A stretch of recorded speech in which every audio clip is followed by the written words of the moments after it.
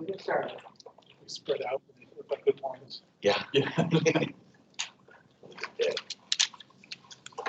COVID cluster over there. Engineers socially distancing since the 50s. All right. I believe we have enough folks to get started, so I'm going to call this meeting to order. This is the December 2nd meeting of the Municipality of Anchorage Board of Building Regulation Examiners and Appeals. Tan, would you be so kind as to do a roll call? Certainly. Mr. Straight. Present. Mr. Fredine. Present. Mr. Cowling. Present. Mr. Boney. Present. Mr. Can is unavailable tonight, and so is Mr. Sobolewski. I have not heard from Mr. Loken. Mr. Kunder. Present. Mr. Vinoy. Present. And another new member is Mr. Veridet, but he has not responded to let me know whether he's coming or not. And that is staff, and you now, or not staff, you have the board and you have a quorum. Okay. And for staff, Mr. Nofsinger, Present. Mr. Fosberg, Present. Mr. Dova, Present. Mr. Hickle, Present. Mr. Harvey, Present. and Mr. Thompson. I'm here. And staff. Is everybody else on? Oh, and we need, we have members online. If you could unmute and tell us who you are.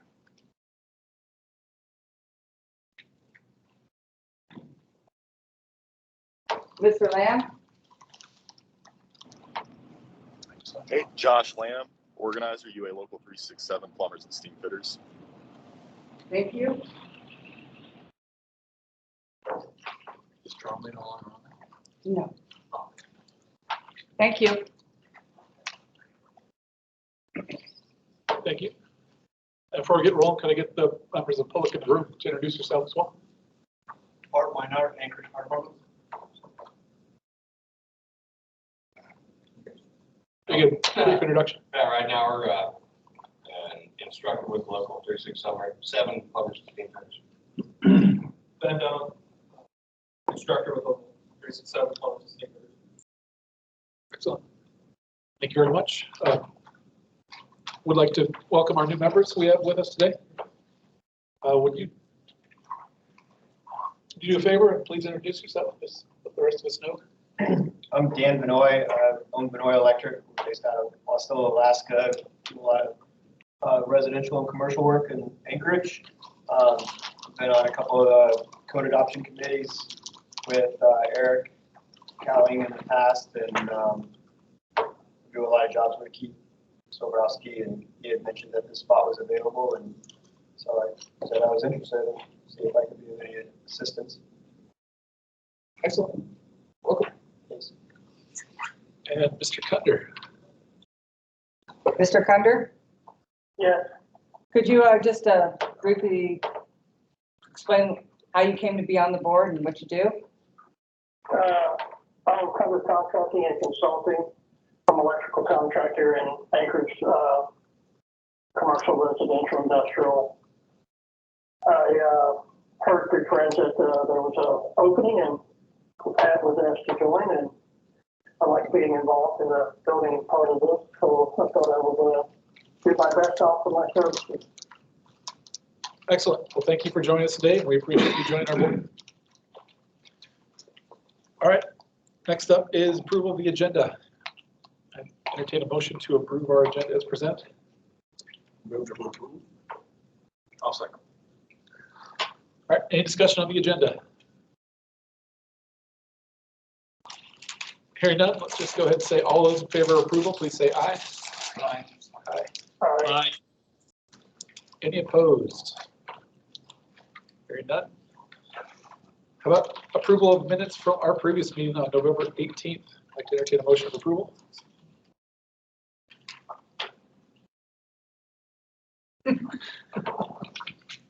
Anybody who does not have a mouthful of sandwich?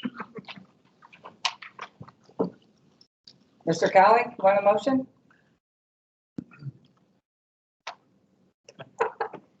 I'm sorry, I'm trying to fix my link still. I'll do so. All right. What, you need me to motion what?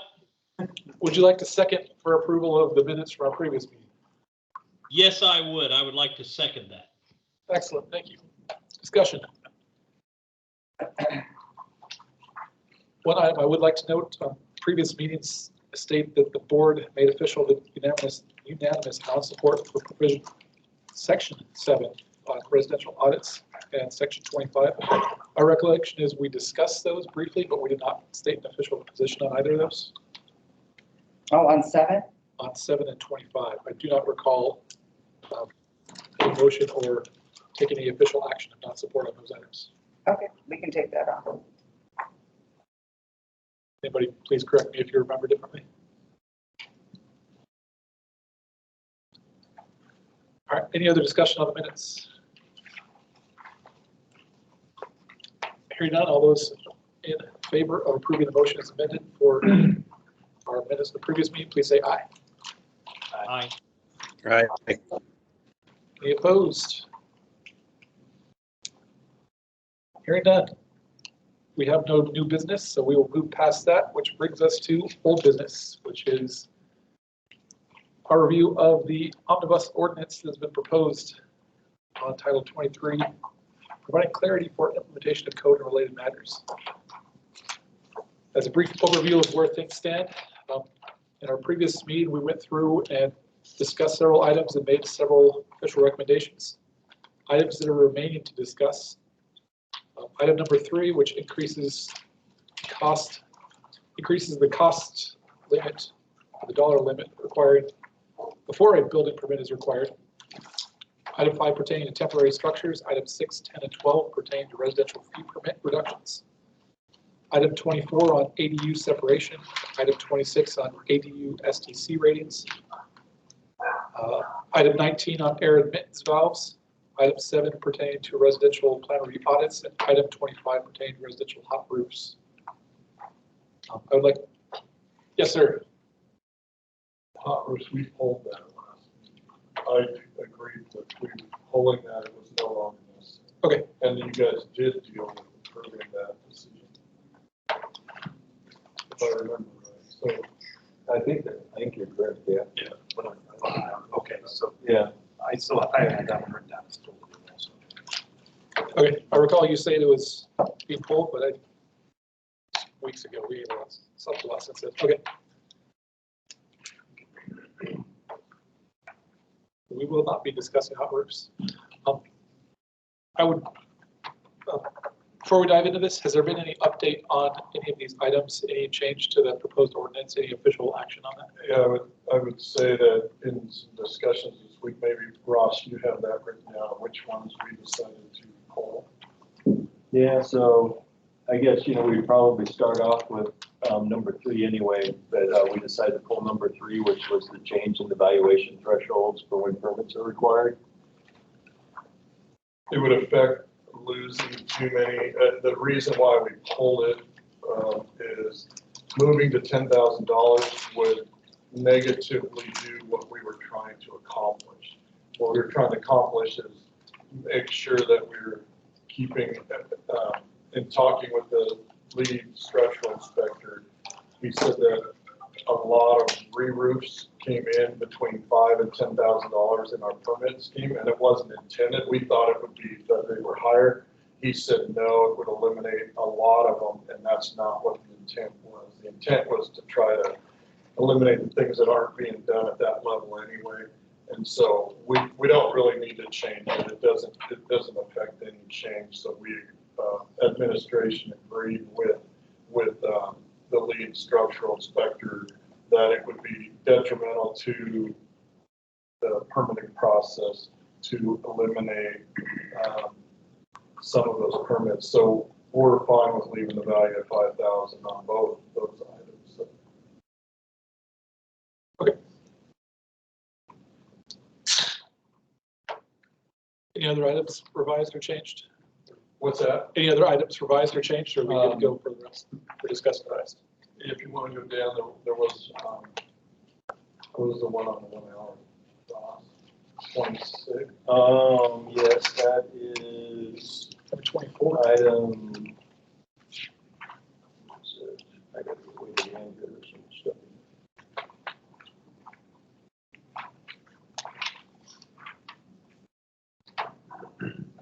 Yeah, that is item 24.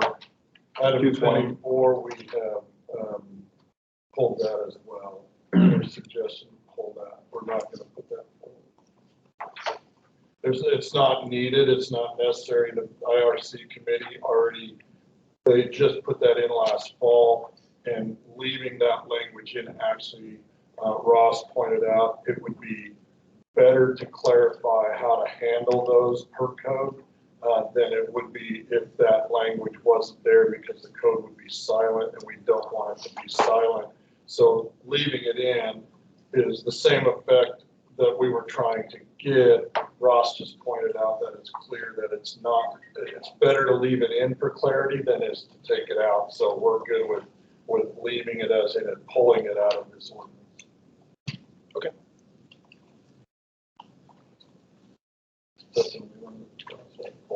I think so. I think The rest are. yeah, the rest are open. The rest we can go through one by one talking about, and as we go through them, I can tell you what our position is on those. All right. Thank you. That helps a lot. It leaves us with 5 topics to discuss. And I don't believe we're scheduled till midnight this time, but our intention is not to go that long. All right. First off, I would like to start with going back and discussing the air maintenance valve items, because I know we have several members from public here who are here to talk on that topic specifically. I would like to ask Mr. Burdine to kick off the discussion on this topic. Okay, so we have been working on the verbiage on this particular one and kind of honing it down a little bit more. And to clarify, when you say we? I met with Local 637 as per our last meeting. I said I was going to meet with them and kind of walk through the current verbiage on what we have, and then talk. And then also, I've received some emails back from the UPC committee on an updated version of this that kind of helped refine the exceptions. And so the UPC committee has also been providing input on the draft since the last one. Mr. Nossinger also sent in some comments. Before the meeting, Mr. McCann called me to talk about the air admittance valves, and as you know, he's not here tonight. He asked for some more time to review this current version of it.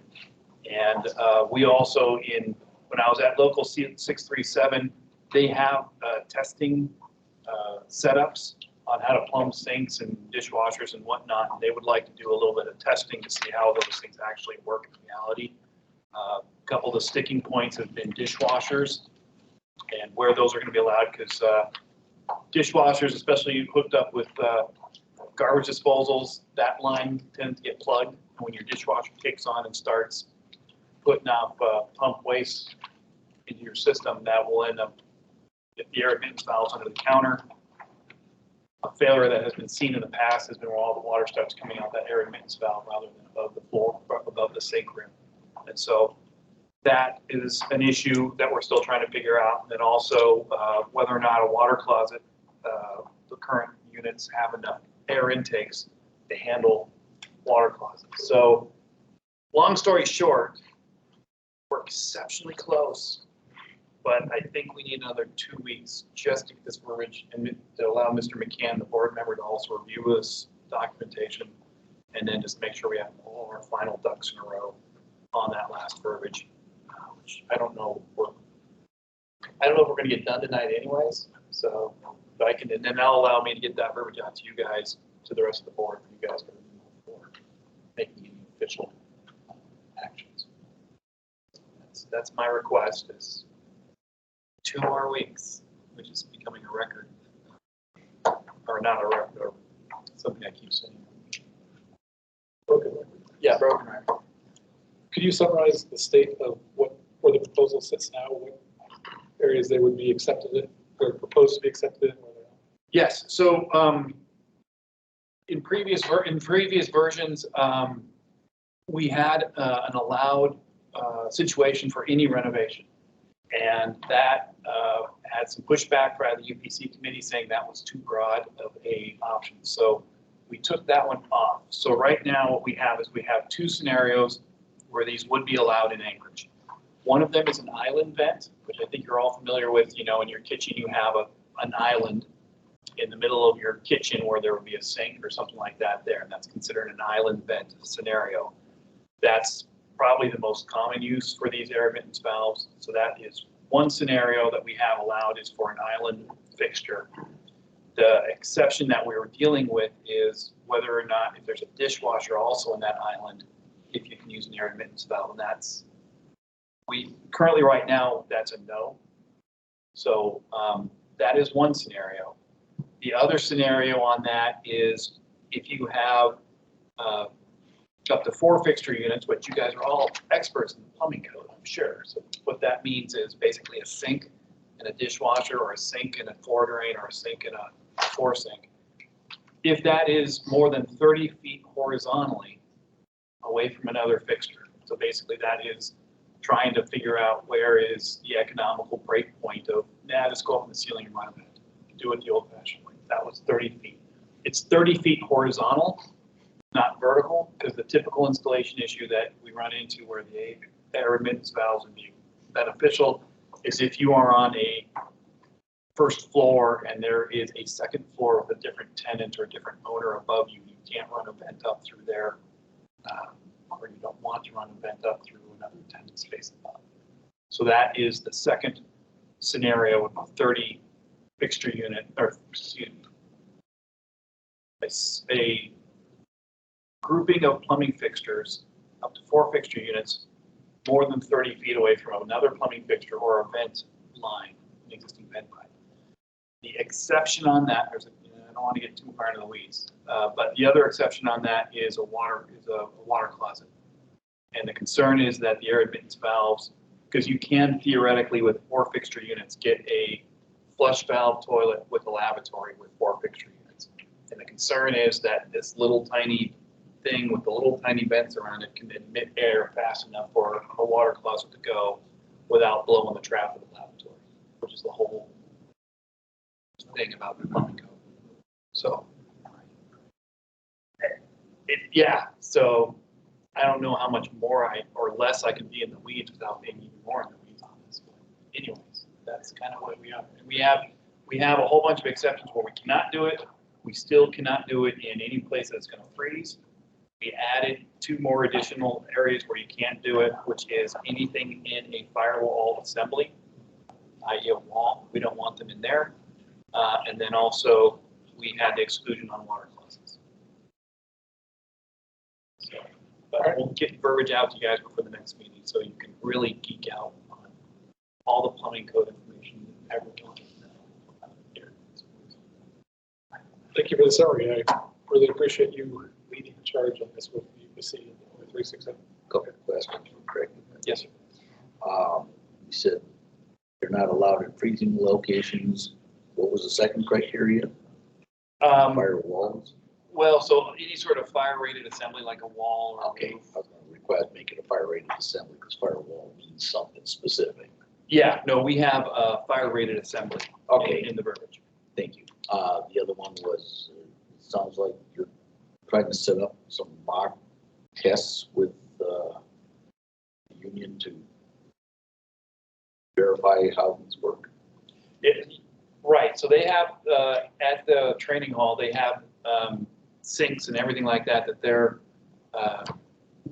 trainees practice on plumbing of sinks and everything. So they're going to set up with an air admittance valve and then I think dishwashers or something like that and just see how these things are going to react and see if there's a failure mechanism that we're concerned about or if it works just fine, which again, these things are used in the world of the IPC, which Alaska is the world of the UPC. They are used pretty extensively in the rest of the country, but it's new to us, so we're just going to crack the door. Get used to allowing where they're absolutely needed right now versus where anybody can just go crazy. Because if you didn't know, air admittance valves will fail. And when they do fail, you will have sewer gases put into your occupied areas. So that's the concern.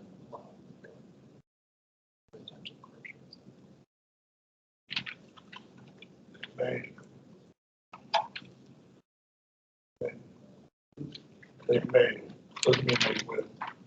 Well, it's a mechanical device. It might be 20 years, but it's just a little rubber gasket in there. So as with all mechanical devices, they will fail. As a mechanical professional engineer, I will put my license on.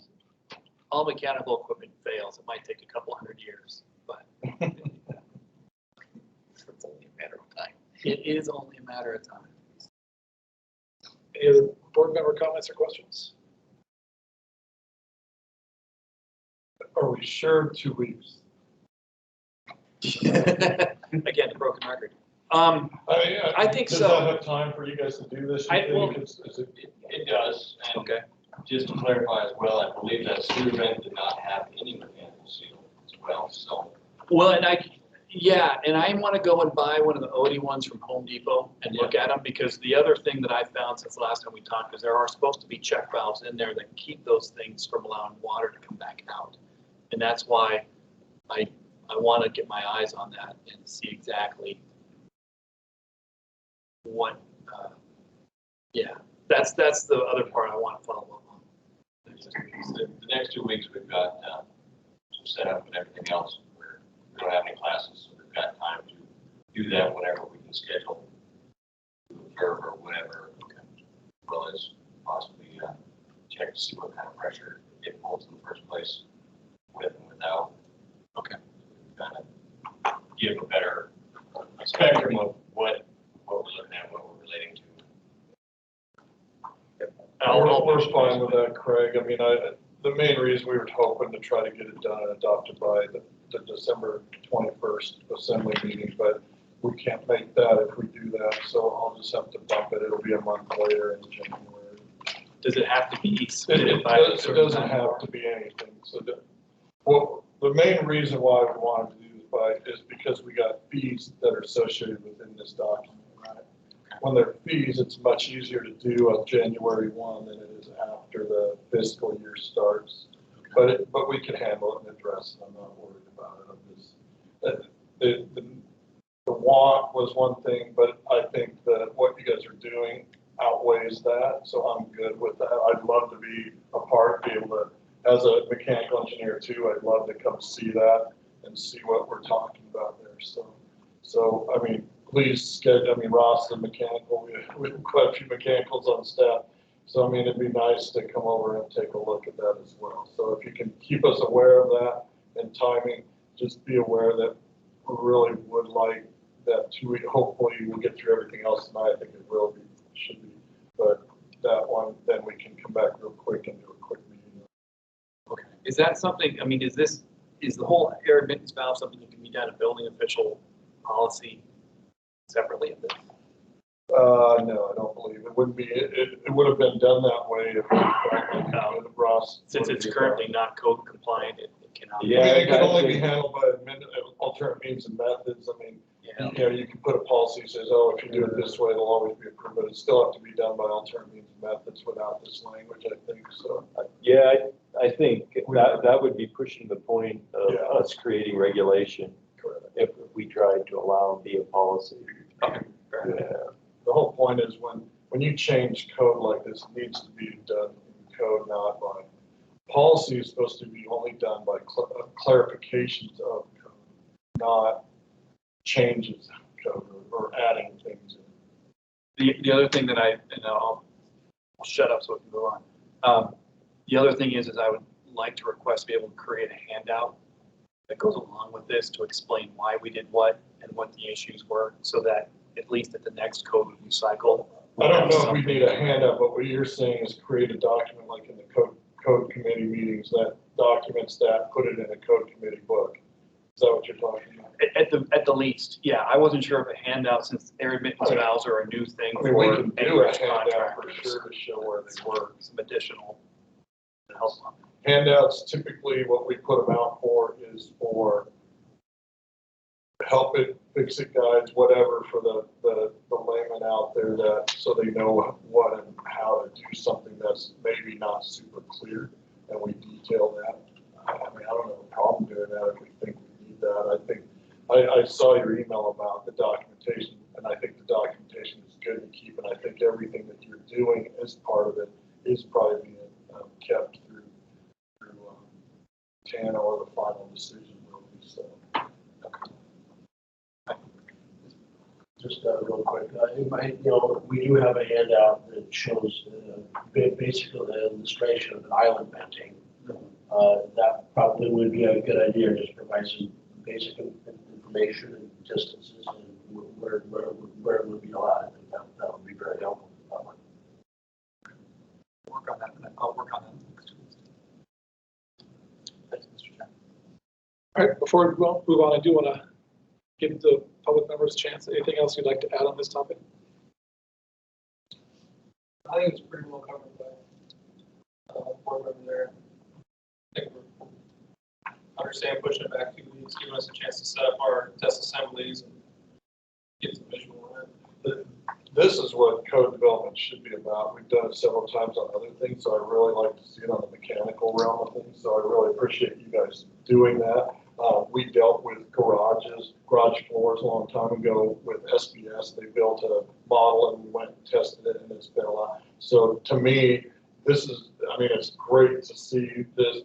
If they work, they work, right? If they don't, we'll see that, and we'll be able to really document something. And so that will make these type of decisions easier for the board, I think, in 2 weeks. So I'm happy to see this go on, and I'm willing to have no problem with moving the select or taking this to the assembly a few weeks down the line. I would request through Mr. Burdine, if you would, when you do have that mock up set, if you could extend an invitation to the board as well as staff. More folks we can get eyes on this thing, the more confident we'll be. Yeah, not sure how many of us will show up, but it'd be good to have the option. I think you got to watch, because you can't have more than 3 of the board members there at one time or 2. So yes, you can extend it, but what I'm saying is multiple members of the board can't be there at the same time because it would be considered a non-advertised meeting. So just, if we do that, just make sure that we stagger that. Tana would have probably brought that forward, but just to make sure you guys know that. And that's something good to probably pass on to the new board members is when you're meeting on building board business or topics that might be discussed at the building board, you can't meet outside of the meeting with more than, more than 2 members at a time to talk about that topic. So I just want, And if you it's do important talk to know about that most people don't realize that boards and commissions are under those same type of rules as like you said. Right, and if you do talk about it, send an email to myself and the rest of the board so they know that what you're talking about. So that you know that they know everything is open. Thank you for that clarification. And I know how much you guys are just waiting to watch. To watch the toilet. I can't quite give you a solid answer, but I would think that we should be able to set it up at a couple different times or a couple different days, even possibly at the same time, accommodate whatever you guys need, as long as you guys can coordinate who's where and when. And I can just record it on my phone too, as well. And we can set up a Dropbox and you guys can go look at it or make it part of the public record of us videotaping plumbing. Yes, we'll make it available for the rest of the board to make sure you guys are also comfortable with how we're proceeding forward. All right, thank you. Mr. Straight? Yes, sir. Eric. I was hoping I could ask Craig about the valve. I'm looking at it on the internet on how that it's configured, made, and how it installs. I can't tell, but it looks like you can replace them easily. That you just reverse thread them out, and you can screw in a new one, or are they glued in place? They are threaded, so yes, that is the intent as a mechanical device that they can be unscrewed and then a new one screwed in place. And part of the requirements of code, as well as in our amendment, requires them to be accessible, be located in an accessible area that can be replaced. And then also it notes in our write-up, which is different than the IPC's write-up, that anything that's installed in a wall has a grill that is large enough to be able to remove the device through the grill and replace it. Okay. And to test it, I don't see any, I see that it has a little movable flap inside and a rubber gasket around it. Can you just move it with your finger or what?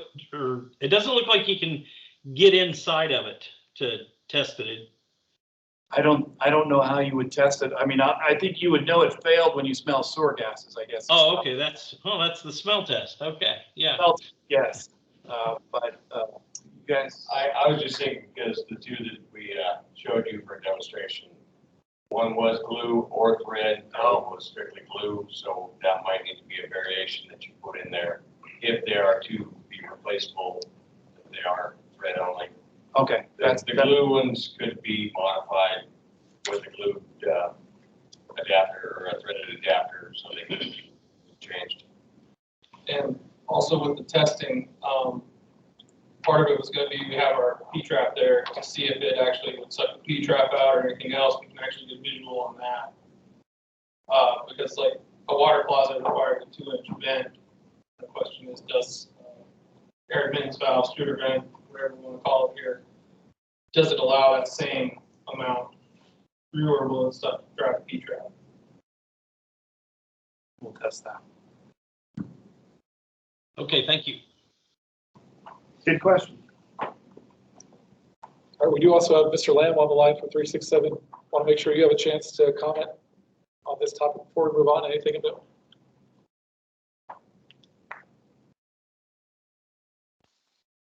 Hey, thanks for the opportunity to talk. It sounds like Jason Fernandez pretty well got it covered. All right. Thank you for joining us today. Thank you. With that, I'm going to go ahead and do we need Move the table. nothing? We have a motion to table. Table this topic until our next meeting. Do I have a second? Second.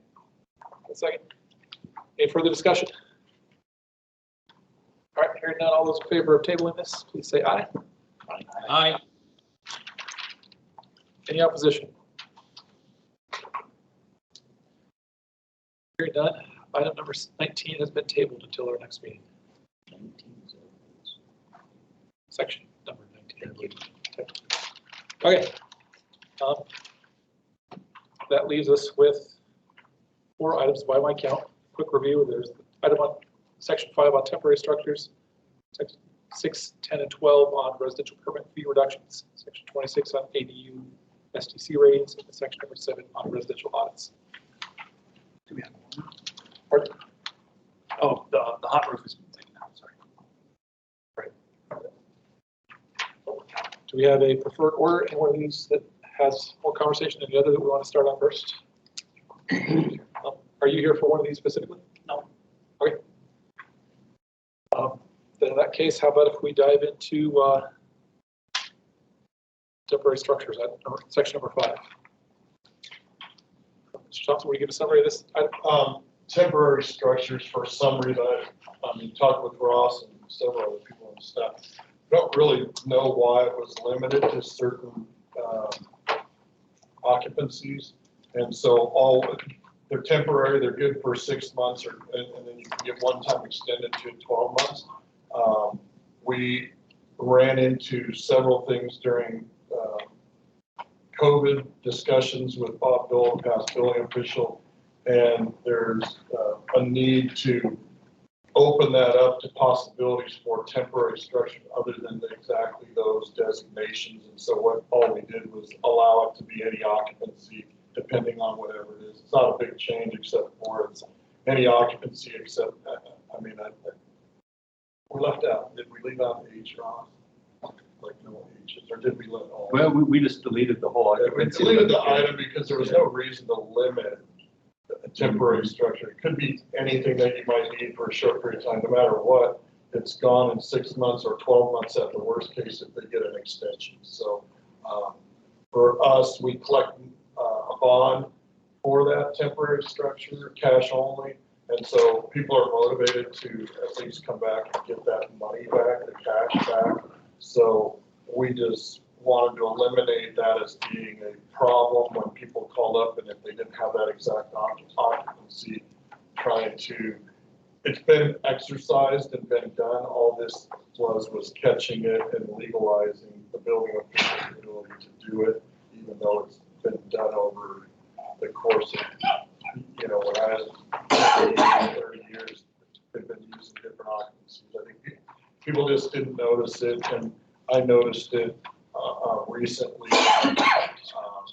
when there was a request for type of building through COVID that we needed to do a temporary on. And it was like, oh my gosh, we really don't. But we used the emergency order to do it, which allowed the emergency to get away from having to meet it. And therefore, we figured we'd fix it here in this code cycle, or in this code fix. So I think it's pretty minor. Everybody seems pretty much okay with it when I'm talking. Thank you. Board comments, questions?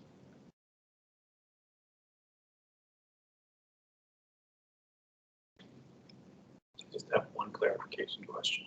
Does this still go through the normal permitting process?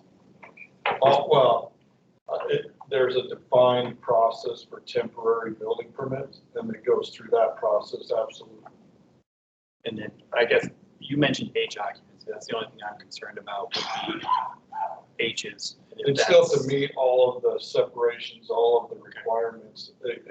Really what temporary buildings get away from is a lot of the zoning requirements and how they, but for the building itself, they end up having to meet all of the scenarios, I believe, that the building, it says right in there that it meets the building code, so we end up having to address all of those items.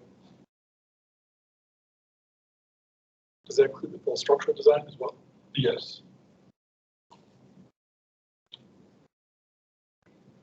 Is there a need, I mean, H's are such a touchy thing. You know, especially if we're getting out of zoning and you put it right next to a daycare or something like that. Is there any specific need why we would? They'd have to meet all the same requirements, whether it was permanent or not, just as a temporary for that. But the issues is they wouldn't have to meet that. They would have to meet the zoning requirements, I believe, Ross, I think I'm answering that correctly. I don't think there's, the building code says part of the temporary requirement says it'll meet the building code. I think besides the foundation, maybe that's the only thing that we deal, but we have to deal with all the seismic, all the hold downs, all of the fire department.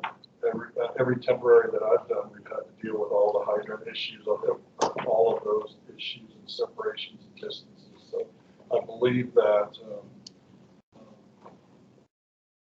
For one thing, H occupancies, excuse me, through the chair, are extremely rare. We probably don't even permit one H occupancy a year.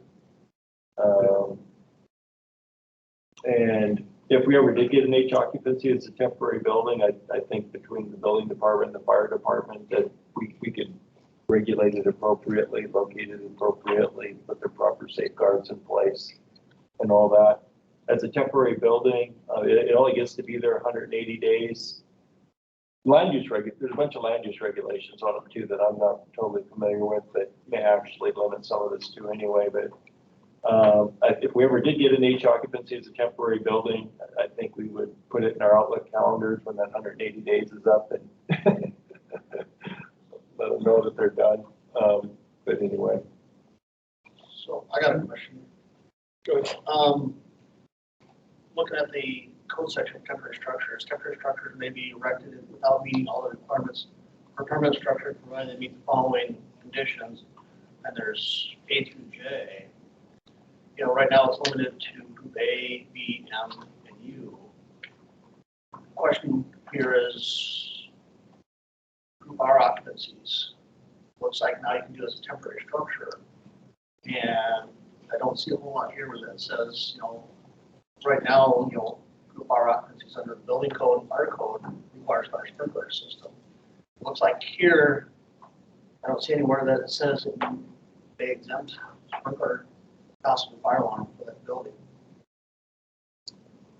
Under this section, because, I mean, every temporary I've done, we've had to meet the fire code, so. yeah, I'm just kind of So the raising fire caution code says here. if it's gotta be sprinklered, it'd have to be sprinklered. I would say to do it temporary, and it'd have to be, meet the requirements of all our occupancy have to be sprinkled. So the only one that I know I was talking to somebody about with regard to COVID was talking sprinklers, so I don't Yeah. know exactly. I mean, you know, A, it's system structure limited group A, B, U occupancies. B is the size of structure shall not exceed 1,500 square feet or be more than 1 story in height unless approved by the building code officials. Yes, these are small. They're typically small, but you know, you may run into that situation where somebody tries to throw a temporary R out there, you know, that could turn into, you know, where we need some fire protection systems in it. You know, because we are talking sleeping room, you know, facilities now. There are self-contained sprinkler or fire suppression systems too, that not necessarily prohibitive, that they don't necessarily have to plumb it, but Right. there's other alternatives. The tough one in there is storage. I mean, there's no storage right now. It's like, obviously, a lot of people create storage for a short period of time while they're building a building. So those other occupancies, we don't get any. I mean, I could see maybe the possibility one, but it has to meet, you guys would review it and approve it only if it met the requirements of the fire code. So they'd be subject to doing that and meeting that regardless. So I don't see it as a big. I just look at it the way that it's written, that it doesn't need to meet the requirements of the permanent structure, it meets all those other requirements that are there. That language is for meeting the Title 21 code, which if it's not a permanent structure, you don't have to put landscaping and drainage and all of those things in for a temporary structure. That's what helps save. It's all the language intertwines in a lot of things. I mean, I don't see it as that we would get a non-code compliant building. It's just, we get maybe a couple of these a year, Ross, a couple temporaries a year, maybe. I mean, the most common temporary is like your little used car sales lot building. Right. Which I don't see a problem in that. It'll just be if we get to anything that's, you know, sleeping in it. The fact that they only get them for 180 days really limits their usefulness. And the cost prohibitive. It's cost prohibitive to do a lot of things for that short period of time. So they're usually using them for interim while they're building something else or designing something else, or planning or building something somewhere else on another lot while they're getting there. So it's a. So would it be wise to say except for bar and high occupancies? What? Would it be wise to add in there except for bar and high occupancies? I mean, probably never seen, but I mean, it doesn't hurt. I'm not saying I would be against that. Would that be COVID RNIs? What's that? COVID eyes for institutional for hospitals? Well, you gotta remember the COVID stuff, most of it is exempt under the emergency orders, so it doesn't have to meet any of the codes. It does, fire department has the play in that, they get to go see it, but it exempts kind of all this Title 21 and doesn't exempt the building code, but it gives the authority to the fire department in the emergency order aspect of those type of structures. But you know, we found a hole in the code, trying to clear it up, make it simple, and I don't think putting more language in is necessary, but I wouldn't be opposed to it either. Just don't think it's really necessary.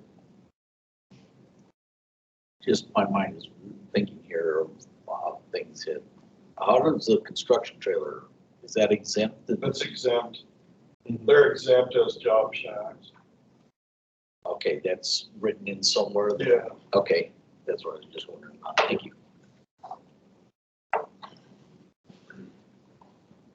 Any further discussion, board comments, questions?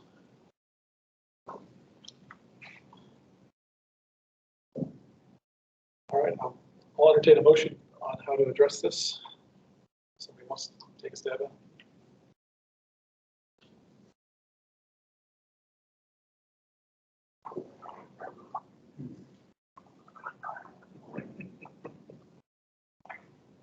How? Can I see a copy of how it's written? The official word, Yeah. Find on that first page. section 5.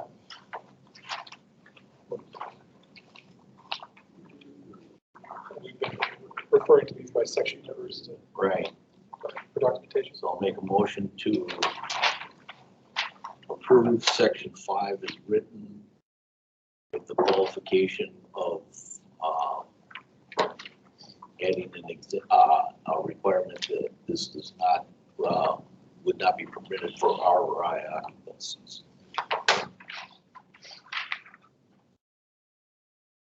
I have a motion. I'll second that. One second. Discussion. Do we want to add H in the land just for duties? Inclined not to, for all things he can handle this thing, from the last guy. I don't know, from my perspective, if you're gonna exclude R and Is, you might as well do H's too, you know? Yeah. Or just add S in there and be done. Or the other, the other approach would be to just add S in there. To the original, keep the original language and just add S as an occupancy that's allowed as a, What about E for? I didn't hear you. oh, E for educational?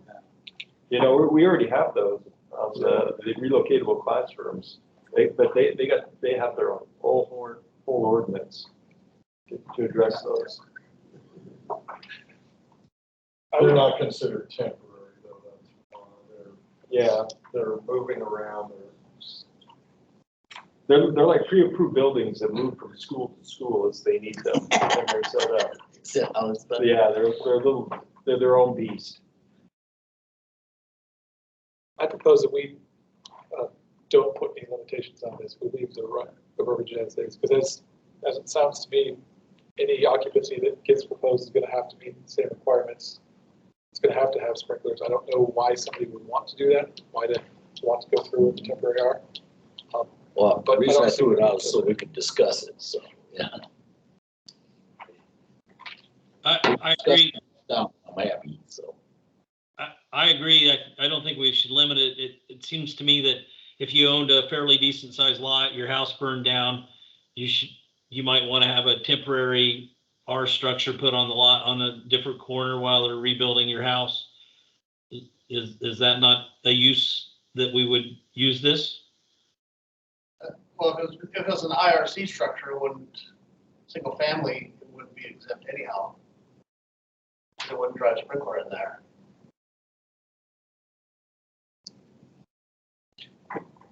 What's the worry exactly about using this for residential? I think you could see if you got somebody that wanted to put almost like a 3-unit apartment in there temporarily, or an assisted living in there, you could run into some issues with that.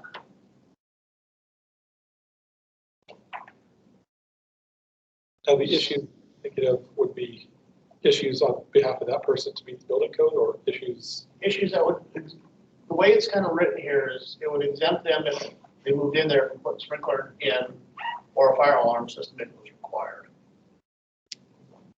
My understanding for the previous discussions, it would not exempt them, they would still have to meet. Well, there's specifically, there's like say A through J items that met those. It does not have to meet the requirements of a permanent structure, which is written in the main body of the code. Zach, could you speak to that? Would that exempt it from a fire? I don't believe there's any exemptions from the fire code with regard to temp structures. They gotta meet it. Everyone I've ever permitted or walked through, the fire department went through every aspect of it.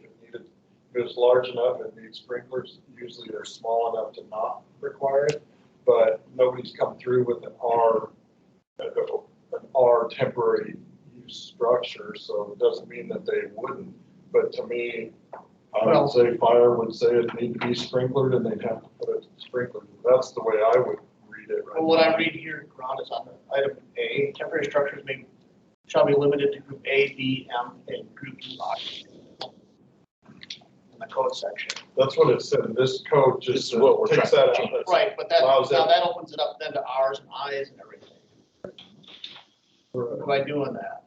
Where Then they before it meet- was then they meet the prohibited, code. before it was prohibited, but in the main body of the section here, says temporary structures may be erected without meeting all the requirements for permanent structure, provided to meet the following requirements, A through J below. So that's the concern is, you could end up with one of these potentially and things go. We don't have to do sprinklers or any fire protection.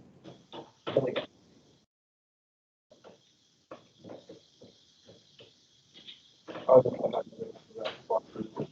the fire code being met because every project we've done has to meet the fire code. We did an A occupancy with alcohol in it. As per the code in a temporary structure, fire department would probably require that's in the code 5,000. I believe the code is very clear that all of the aspects, that it's just not considered a permanent building for a little bit different foundation. It allows them to do less drainage, nose, landscaping, all the other things. It seems to me like it's a very simple clarification that we're not just specifying it to 3 occupancies or 4, that we're allowing more if they want to, but most will choose never to do anything else. So I think it's perfect as written and there's no safety problems at all, but that's my opinion. So if you guys want, I can go back to the office and print off a copy of the section if you guys want to review the whole section. I'm kind of trying to read it online here. I would concur that sure, it kind of dances around. It dances around the with it. administrative code, just to let you know, the administrative code usually never comes to the building board, correct?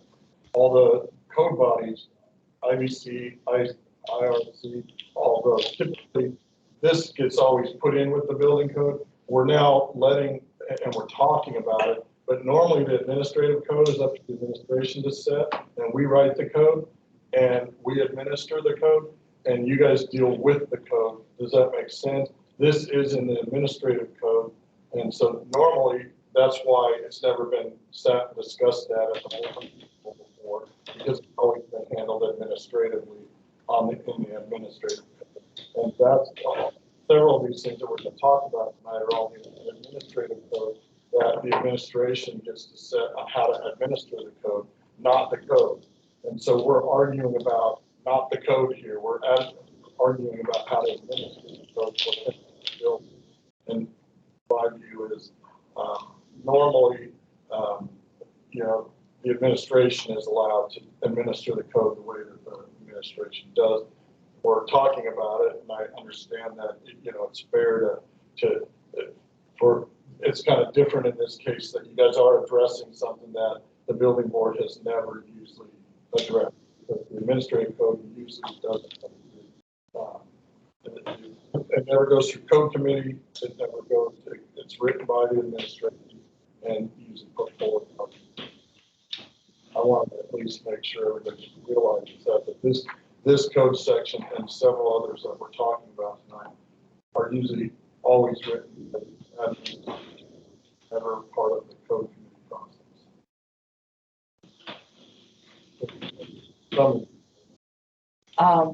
Since Sharon Walsh, it has been an admin, been in the code committee, just so you know. Then she put through the administrative code through a board committee. Process. Well, That's not.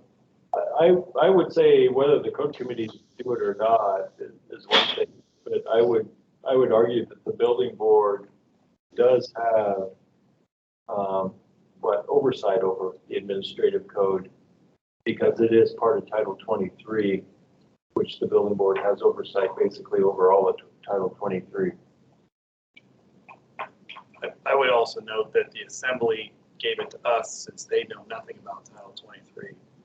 So at least if we're having discussions about it, we are more knowledgeable about this than the assembly is. So that would be the counterpoint, is they gave it to us to do our due diligence. But your point is made, or is a good point there as well. Greg, what were you looking up there? So this section in here said, temporary uses and structures shall comply with AMC 210508. And that's what I was trying to find online, is exactly what was that. And, there's a section, and I don't even know if this is the right one, because it doesn't even have this specific verbiage in there. So that's the land use regulations for temporary structures. That's chapter 21. Yep. Thank you. Thank you. So I'm looking in the wrong one. So that's 21. So is there an overriding, is this the sole verbiage that's Title 23 regarding? No, No, that's there's just much one. more to the temporary That's just one structure. piece that says you gotta go deal with that section in planning, in Title 21, as well as all the other sections. And there's specific exemptions in Title 21 that are exempt for doing certain things for temporary structures. They have their own section, we have our own section. This section basically is, it's like I said, it's either, I think it's good as written. You guys, I don't care if you add them in or not, we just need to get past it and move on. Because at the end of the day, the code is pretty clear. Every temporary building comes in and gets a full building, structural, seismic, mechanical, electrical review. And fire review. There is nothing, that process is the same regardless of if it's a permanent building or not. The issues with regard to the statement in there have to do with when you don't say it's permanent and it's allowed to be called temporary, then there's a bond that's required, there's a limit to that, and there's no zoning, no plan, no landscaping, no road development, the section you're talking about is a much bigger section for, that is incredible savings for people to be able to do a temporary building. But we're talking 180 days with the possibility of 180-day exemption. And I believe that right now, every temporary building goes through the full review, full code analysis, regardless of what occupancy it is. It's only been limited to those 3 or 4 at this point. And the main thing that we're trying to do is clean it up, make sure that S occupancy got in there, but at the same time, we didn't see the other ones ever being a problem because the code covers them. So why limit them at all? We do it one of 2 ways. Either we can get a motion in a second, call for the vote, or withdraw the motion and propose another one. If we're going to call for vote, I'm going to vote against it because I think that the R and the I would be covered with the other sections that would require some kind of fire suppression system of some type, maybe free, self-contained. But I don't see a reason why, if somebody wants to go that direction, I don't see a reason. I missed a word. Section 5 as written, adding, To exclude R and I occupancies. I could entertain a friendly amendment for 1 second. Yeah, I will move to have a friendly amendment to strike the exceptions from that statement. That's one way to do it, and that's acceptable to the first. So. I second that. You're third in. All right, so that was to As written. agree with section 5 as written. The board to recommend section 5 as written. I'm sure it's out there. All right, any further discussion? All right. Tanner, would you call the questions? We'll talk about this one more. Mr. Straight, Aye. Mr. Fradine. Aye. Mr. Cowling, Aye. Mr. Boney, Aye. and Mr. Vanoy. Aye. 5. All right.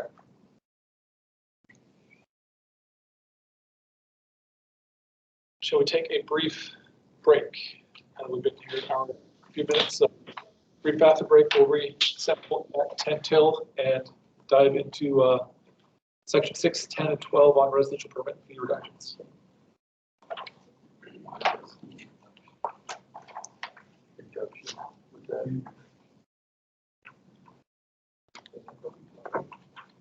don't think so. Donna, how many minutes did they say? 5. 5? Okay, thank you. We're timing you. On the ordinance was.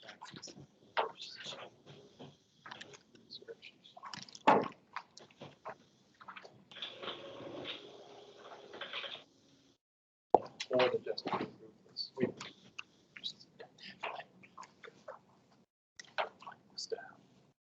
No, we didn't. These concerns on this is- Ground. All we're doing is changing the best way to do that. And make it stop. All of our discussions. Strong results for the communities.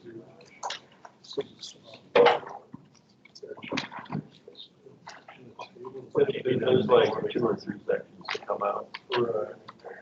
And they all have the same language on them. I kind of wish Mr. Wentz was here. He was probably, he's not here tonight, so he would have been able to bring back the board to the assembly to discuss.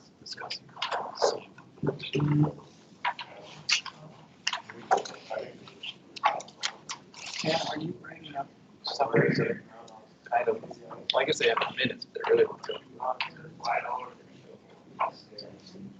No, and on the same note, I don't know if they would, if we gave them our final yes, no's, and then a backup document, I don't know if they would do that either. That'd be a value. That might be a question. I think I got something.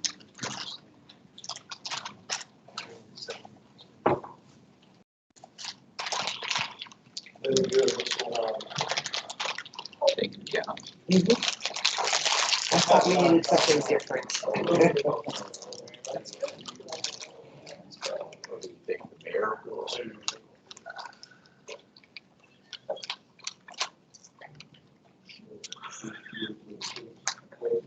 We would have to go back to Sullivan. Because we had to write letters saying that we provided food for our board meetings and explain why and so forth, what and so forth. So Mr. Hercalis and Mayor Sullivan at that time said, oh, you guys got really good explanation. You can go ahead and feed your boards. So they get cranky when they're hungry. They disagree with everything we want to do. Cranky. More than usual. You guys remember Mr. Knievel? Bob Knievel? Came across his contact, my phone the other day. It's still there. Yeah, he would, when he would have something before the assembly, would always cook them dinner. They never had to be ordered. He said, I will cook the dinner. I will prepare everything, straight down from appetizer to dessert For the assembly. for the assembly. Yep. I know architects who would go to interviews with fresh baked goods.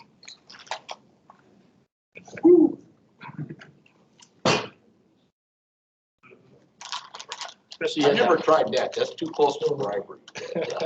especially if this was like her special homemade cookies or something. I'll do it to a review meeting after I got the job. Traveling I don't know, if you have the 1 o'clock slot, you might want to bring caffeine, like, hey, free Red Bull to everybody, so you don't fall asleep in my presentation.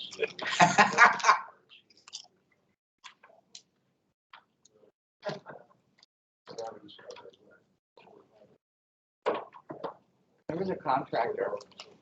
He was a head contractor. I'd say, Craig, if you can pass on what you've got to Jason, and we'll do the same. Okay, yeah, let us know when else you want to. Yeah, I think if you, Jason, so we can actually set it up.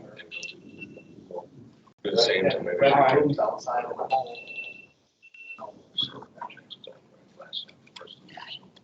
Oh, good. They finally scored. So you're following this. Excuse me, the Cowboys and the Saints?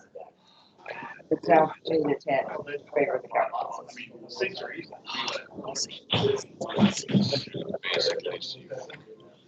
My brother-in-law is a Cowboys fan.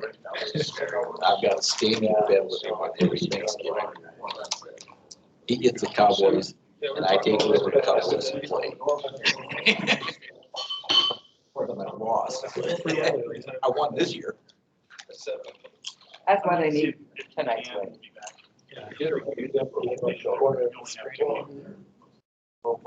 My honey finally figured out how to split the screen. So if it's on ESPN channels or something, that's somebody else instead of on the regular channel, we can have both games. So what I want to watch, like the Ducks, he can watch the Seminoles or whoever, and we'll be happy. But if they're like on ABC, NBC, we can't do it. Which one do you listen to? You can't hear them both. No, If we're gonna test them or not. You listen to Monday Night Football, one night at ESPN, and you've got Manning, Peyton Manning, and somebody else, oh, his brother. and his brother, I think it is, and somebody else, and they're talking about everything except the game. And it's, oh, and by the way, he was just knocked out of bounds, and then they go back to their own conversations again. I go, what the hell? What's back to NBC? You know, I want commentary on the game. I don't care about you kids helping us. Yeah, it's, Peyton and Eli's take on the whatever night game. That was 12 Boys in the Lane when I listened to that for about 15 minutes, and I was enough of that noise. If I tried, maybe I'd get less commercials. No, I'd rather listen to commercials, those three. In those scenarios, we can. Oh, yes. All right, our 5 minutes is about up. Let's go ahead and get started. Gentlemen, 3 items left. So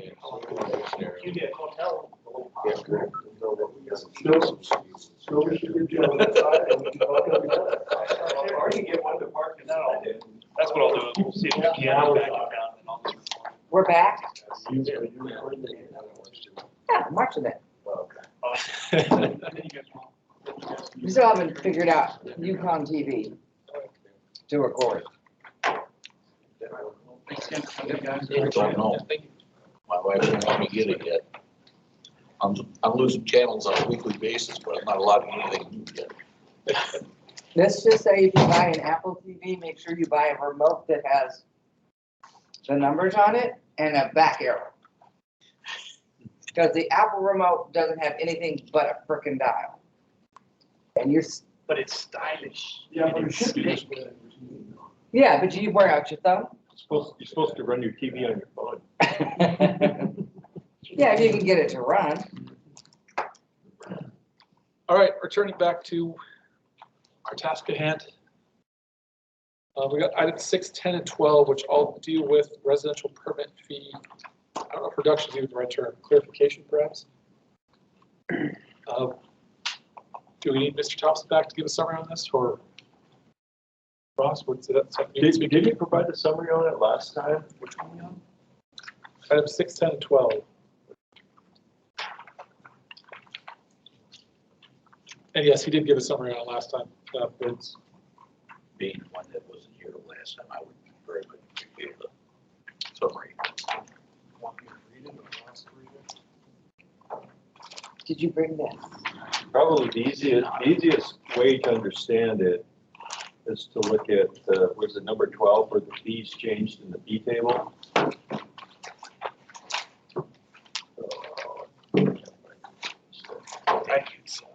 I could read it unless somebody else wants to read it out loud. I think that's, if you're talking the red letter version, that's response to our specific concerns when we talked about this last time. I'm looking for the upfront, just summary of what we're proposing to do and why. Which I will do my best, as I recall. Previously, 40K was the limit where it transitioned from a specific number to a scaling number. And the math worked out. If you were 39,999, you got a much better deal from the permitting side, as I understood it, or the other way around. Is that, recalling that correct? Basically, it does kind of create an inconsistency. And by getting rid of it, the fees will be calculated consistently, whether your project valuation is above or below $40,000. And the big inconsistency was if you did have a project under $40,000 at $175 for inspection, you could end up paying a significantly larger permit fee than if it would have been calculated at your valuation times the 0.009 factor with a minimum fee of $360. Plus, the inspectors on these have to keep tracking their time and hours like they used to, and we've been trying to get away from that. This was put in as an amendment on the floor at the assembly, and we're just trying to clean that back up and work with the assembly to go back with what was actually put forward by the building department when they did the administrative code a year and a half ago. Or when was the fee done? 2 years ago, 2019. I think Maybe just about two.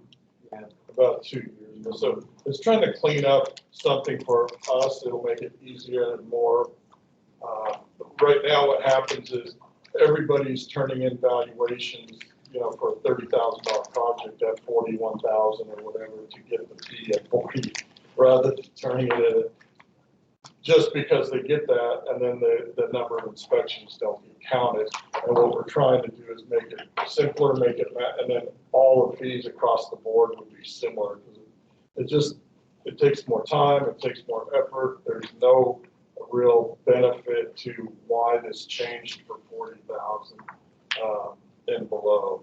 And so we're just trying to clean it up both for ourselves and for, save lead inspectors time from counting, clerks from counting their inspections, and then rebilling at the end of the inspection when people are usually not liking to get additional fees added at the end of the closure of a permit. This will clean it up and hopefully, and the change of it and the fee value was set to make sure that the value that has been captured was really close to being captured at this 360 per permit, which is the same with the 40,000. So in average, we believe that it's a wash fee-wise. It could be, depending on projects. We don't know how many projects will come in up above or below, and so on average, though, we feel like it's a decision made to I think Ross, that the one I was talking to you about, that was approximately close to between 100,000 and 200,000 at worst case of cost. That's why we were talking about the 500,000 as the C that I put forward.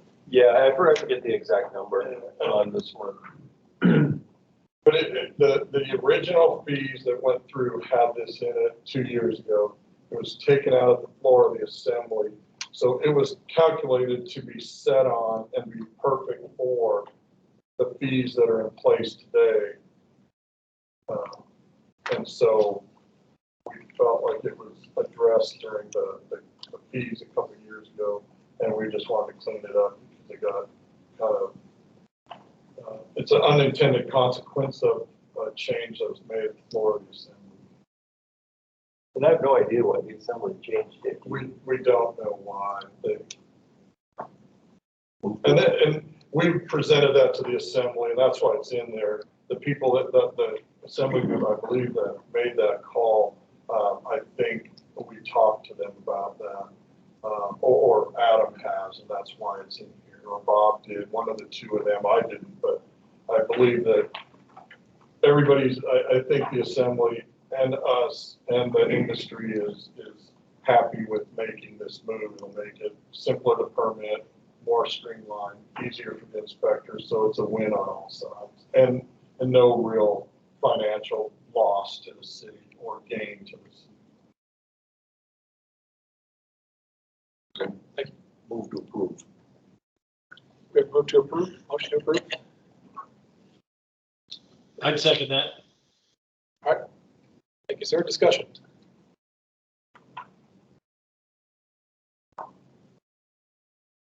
Any discussion we had on this?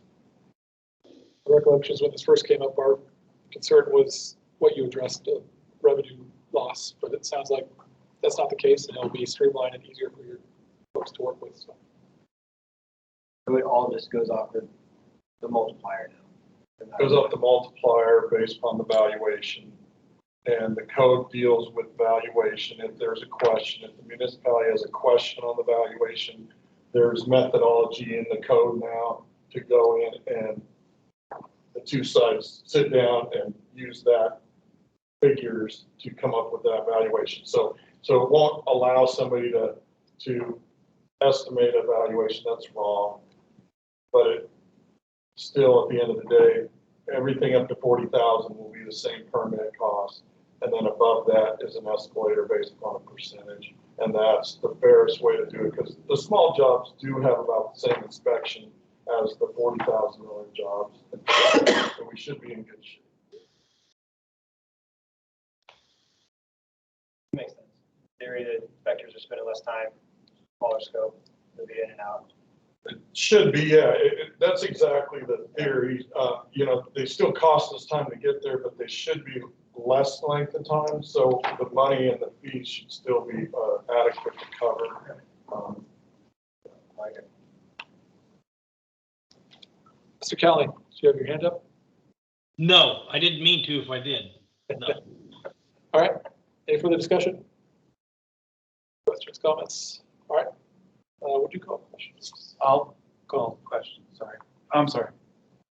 Do you have? I was looking at it. You were telling me. That's fine. Okay. Okay. Mr. Vinoy?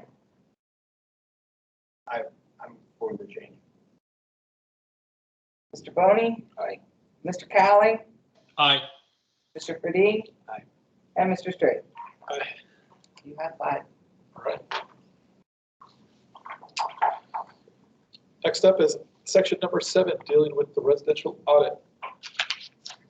So on that, I don't know exactly why they put a limit of 8%. My concern with limiting that, I think the building department, if we limit ourselves to auditing only at 8%, right now there's probably, I believe, probably 4 main structural reviewers for third party. And they're all doing probably about the same. So if you think about that, they're doing 25% a piece. If we run into a problem with one of those reviewers, the audit program only limits us and maxes that out, that we can only look at 8% of those projects. I think that is a problem. I think and Ross, you might be able to add why the 8% made it in there and how that, but I would think that staff and administration would rather see being able to audit as much as we want, if it's warranted based upon problems that we get. If we leave that 8% limit in there, it by law limits us. We can only look at 8% of those projects. I mean, not saying that we should have an audit program that has some kind of methodology that we will be developing, that we don't, I don't, Ross, you may. Yeah, I can clarify that. Oh, okay, yeah. Yeah. So when I wrote it, I just wrote it basically that the department shall have the authority to audit. Right. And simple as that. Bob felt that that wouldn't get past the Anchorage Home Builders Association. Okay. So Bob threw in the 8% limit. Okay. This is what, I think that, I mean, me looking at it as head of that department, I think it's a limiting. Do you believe that, Ross, that 8% is a limit factor that probably shouldn't be in there? Yeah, I don't think the limit should be in there. I just think it should be as simple as saying that the department Can audit. Can audit. Yeah. And we've had legal interpretations from the MOA legal department that the building official can audit, whether it says you can audit or not. Right. But it's more helpful, it's more explicit to the industry to just say it. Yeah. I mean, if that's if my intent with it, and when I talked to Bob about it, was I just said, why are we limiting this? I don't believe we should limit it. And so I believe Ross is saying that as well. If we have to have language that says we have to do it, or we have the ability to do an audit, okay, I think we have that ability, and I don't know if we have to state that we do. There must have been a problem maybe that I wasn't aware of, that the city tried to audit and somebody said, no, you can't, or something. Did something like that happen? Well, yeah, there are people out there who believe that because it doesn't say, because it's silent on the whole audit thing, that we do not have the authority to audit, that the whole intent of this third-party residential plan review program was MOA, you stay out of it from a plan review perspective. You know, there's people out there that believe that. So. Yeah, I'm not one. I think we should be able to audit every single one if we had to. If we ran into problems, I think we should be able to audit every single one. I mean, not saying that we would, not saying that we do. I don't know how many that you guys have audited at all in the last year, maybe a handful. I don't think it's an abused privilege, but I think as an administrating official, I feel like it's confining to that. Maybe you have an idea. So if I remember right, the original proposal was thought that went to the assembly was 15%, and the designers and the home builders had a fit about the amount of audit that could be done, and I believe the assembly amended the original proposal down to 8% when we're submitting But I have the meetings. in this case, so if the home builders were the ones that you feel said that, we have presented this to the home builders, and they've given us our unanimous 100% support for moving forward in the language that's there. I think it's important to do audits. I don't think they should be limiting, and that's the gist. And so hopefully you guys can support what we'd like as an administration and as a code official. And, you know, we need to be able to have the authority and not have that limiting. If we have that limiting and then we can't go into something because we hit that 8%, I don't think we ever will, but if we did, I think it could be potentially very damaging for the municipality. We have to go fight to be able to do more than something that's listed truly and been approved by code as a limiting number. And that's all. I'm not a big fan of the limit. Board member comments, questions? How about 9%? How about we get the one thing as we started talking about that kind of brought my concern up was if there was actually a specific third party that had a bad design and was consistently making the same mistake, and then you became aware of it, and that somehow protected that third party from actually getting stuff pulled because you couldn't. I think that limiting factor of 8% would. We'd have to fight it. We probably could win that argument by justification, but I just don't think that it should be. I think that most people know that if you have a permit through us, through the municipality, and there's a mistake found, and then you find a consistent mistake in a third party, that we should be able to go look at all of those things to be safe. Because that's what we're here for, is to be safe.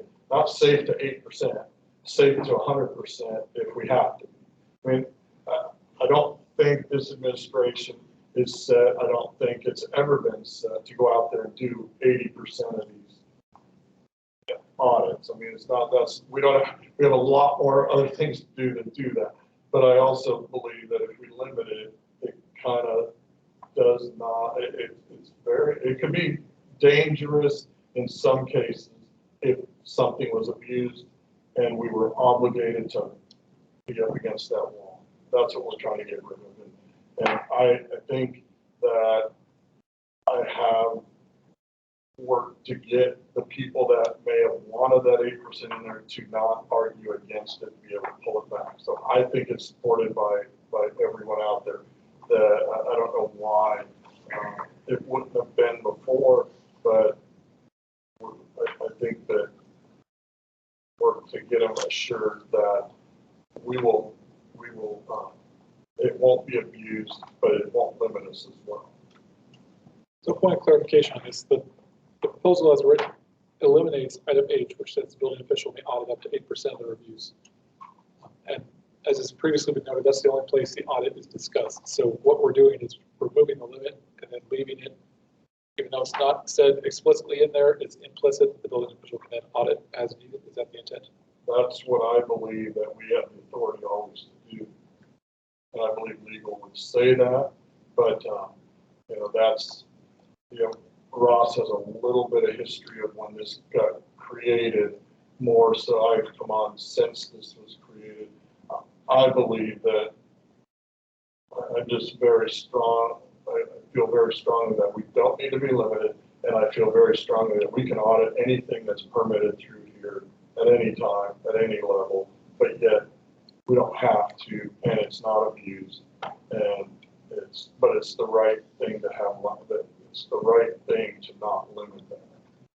Hey, Ron, I got a question then for you. So wouldn't it be better just to strike up to 8% of the reviews, just leave it as building official may audit reviews conducted by independent review professionals as necessary? That'd be a cleaner way to do it than at least the auditability in there, but it loses no limitation. I'm not going to argue against it. I think it's implicit in code for everything else, but I'm not going to argue against that. That's one way of doing it. Ross, I think, kind of led to that as well. That maybe we need to have that language in there because maybe I gotta. That's where I started. When third party came into effect, it was after I was building official before, so I never dealt with the issue as a member of the municipality. So this is me coming back in as a member, looking at some of these things, and I would have anticipated we could audit anything, we did anything, even we sent things out to third party at that time, and we could audit all of those. But we had control of all of those. Now there's this sixth system that's not really in our control. It's out to third party.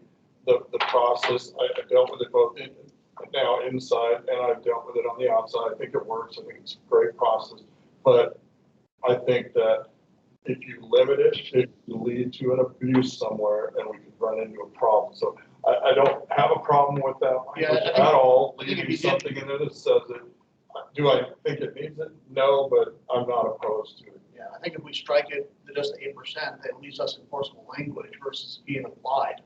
It's all better to have enforceable language that's adopted. What do you think the pushback on? I think if the language was in there that just says audit period, I think that is more pushback than if we change the percentage. Than not had it in there, right? So you're saying strike up to 8%?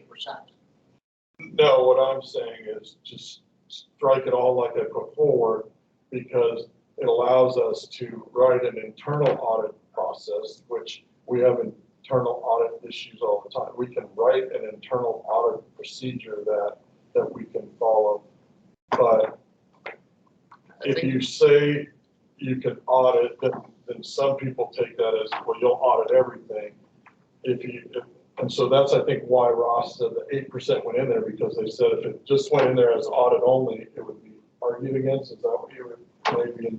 So Bob felt like he had to negotiate this thing. for some reason. And that's sad. We should not, that is an issue that I don't think should be negotiated. Because I think when Bob originally proposed it, was just we have the right to audit, and That's the way it was originally Right, written. but it's never been in code either way. It never was in code that just auditing. So it wasn't like moved, it was putting that in, and I think that. and I thought you guys tried to audit one, and you got told, since it's not code and there's no code language there, you couldn't enforce an audit on a private company. No, I mean, we have audited a few, and we're not like doing random audits. Basically, the only ones that ever get audited are the ones that have obvious issues. And, but I can see the home builder's perspective. They might feel like, oh, if we have the ability to audit, then we're just gonna take over and start doing reviews again, you know, from their perspective. Right, That might be how they view the world. That's obvious that we don't have the resources to do that. We don't wanna do that. And that was what we heard when Bob, Chris Schutte and all that stuff were there. That's why the assembly had amended it down to 8%, because I think the percentage was higher at one point. But, you know, going down this road there. I'd just like to see this adopted, and then we write, like any company would, an internal process to an audit process that tells us when we should or how we should or how. I just don't think it, I You want to delete H in its entirety? Whatever's proposed, let's just get rid of the language period, and we just, it's implicit in code that we have control of the permit. We can do anything we want with any permit that we want. And so therefore we can audit it, we can review, whatever you want to call it, audit it, review it, whatever. I think when you put the language in there that just says we can audit, that kind of gives a more of a inherent look like we're going to go audit everything. And I'd rather it just come out, we do it, and we work together with having like most businesses would on audits, is you have an internal document that tells you how you're going to audit whatever work you have in your system to make sure you're ensuring that you do it right, the people that submit to you do it right, the process is followed. So that's what I'm thinking. So basically what you're saying is, okay, we're gonna, even if we left this in, Ron, and just strike the 8%, and then we can still do it the internal policy on how we audit, but this would leave code enforcement language in to allow us to audit that was adopted by the assembly. Then the internal policy would allow you to, like you say, set up procedures on how to audit and how much to audit. But So let me reiterate as I understand it. We're proposing right now, as written, to completely strike the language on auditing, which in your opinion would then leave it implicit that the muni can audit as needed. The alternative suggestion is to strike only the 8%, leaving it explicit in here that you have the authority to audit. However, that may cause pushback, where leaving it implicit does not cause pushback. Is that? That's exactly my position. Okay. I don't know for that. I would say that's my opinion. I don't know how real that is. I don't know what that would be looked at, but I think that's why Bob probably started putting the language exactly like that in, and then felt like he got pushback, so then he moved it to 8%, when it probably just would have been better just to not even put it in. So I'm just trying to not put it in. All right, I think we have a position in front of us now. I'd like board member comments. From the board, what do we think about this? I fear that if we strike it completely, the implications of the home builders are going to feel like the first time the muni decides to audit one, they're going to come unglued because they feel like they got this through where they don't have the right to audit. Even though we feel like it is implicit that we can, I think it's setting up an argument by deleting this or eliminating this explicit allowance for them to audit. It just seems like we're setting up a confrontation with them because they're going to believe that it's not something the muni has the right to do that. All right, thank you. I'm going to ask for the board to talk, and then we'll. I just want to answer his question. We meet monthly with the home builders, and they're on board with this. with, There is Strike no, it in there its is entirety. no argument Okay. about removing the entire money. further discussion? I mean, as long as the legal wise, it doesn't have any, ramifications of not having it written in this specific place.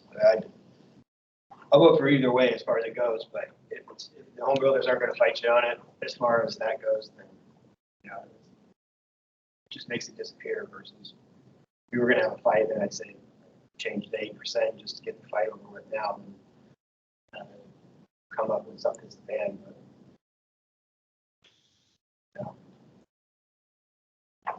I'm always up for a fight. To me, it's kind of disheartening Right, to we even need a hear. building official. Well, I mean, to me, it's even disheartening to even hear us modify what our personal opinions are on whether or not an organization has political power here is going to have an issue with it. To me, that's just like, we're here for public What safety. warrants an audit? I'm sorry, what did you say?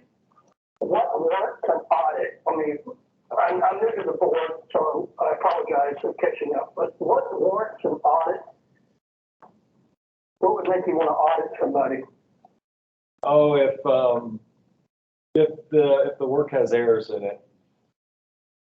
This, I don't know if you know, this is a third-party residential permitting exempt permit process.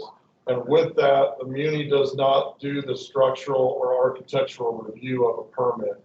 And so that means that when it comes in for permit, it gets approved based upon third-party plan reviewers that do the work.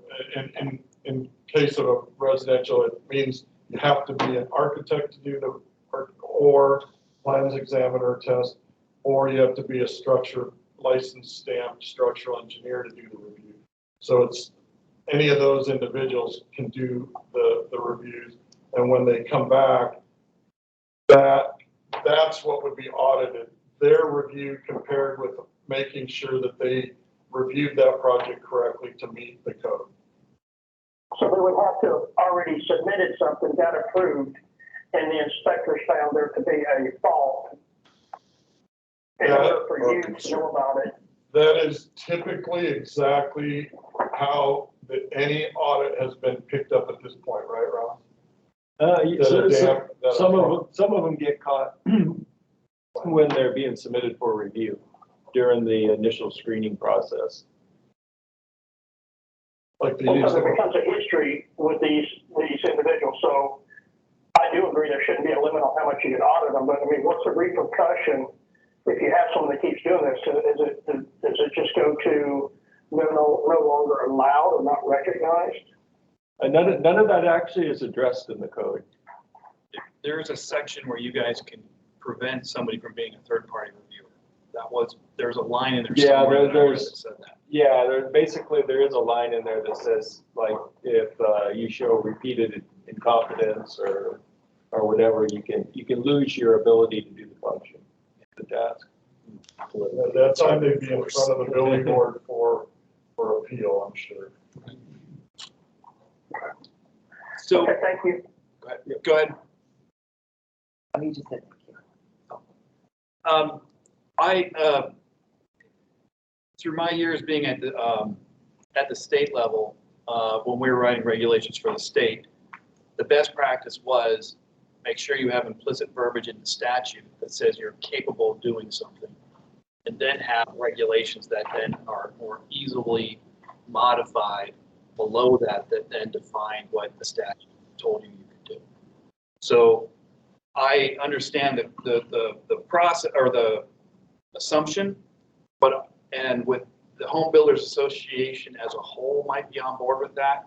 But if you have one person who wants to fight it, I think having that verbiage removed opens up a court battle, and could be used in court saying you never had the authority to do this.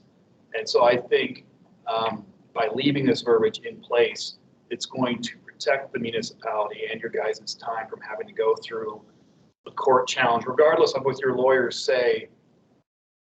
You have the authority, whoever's going to bring you to court, that lawyer's going to say, no, they don't.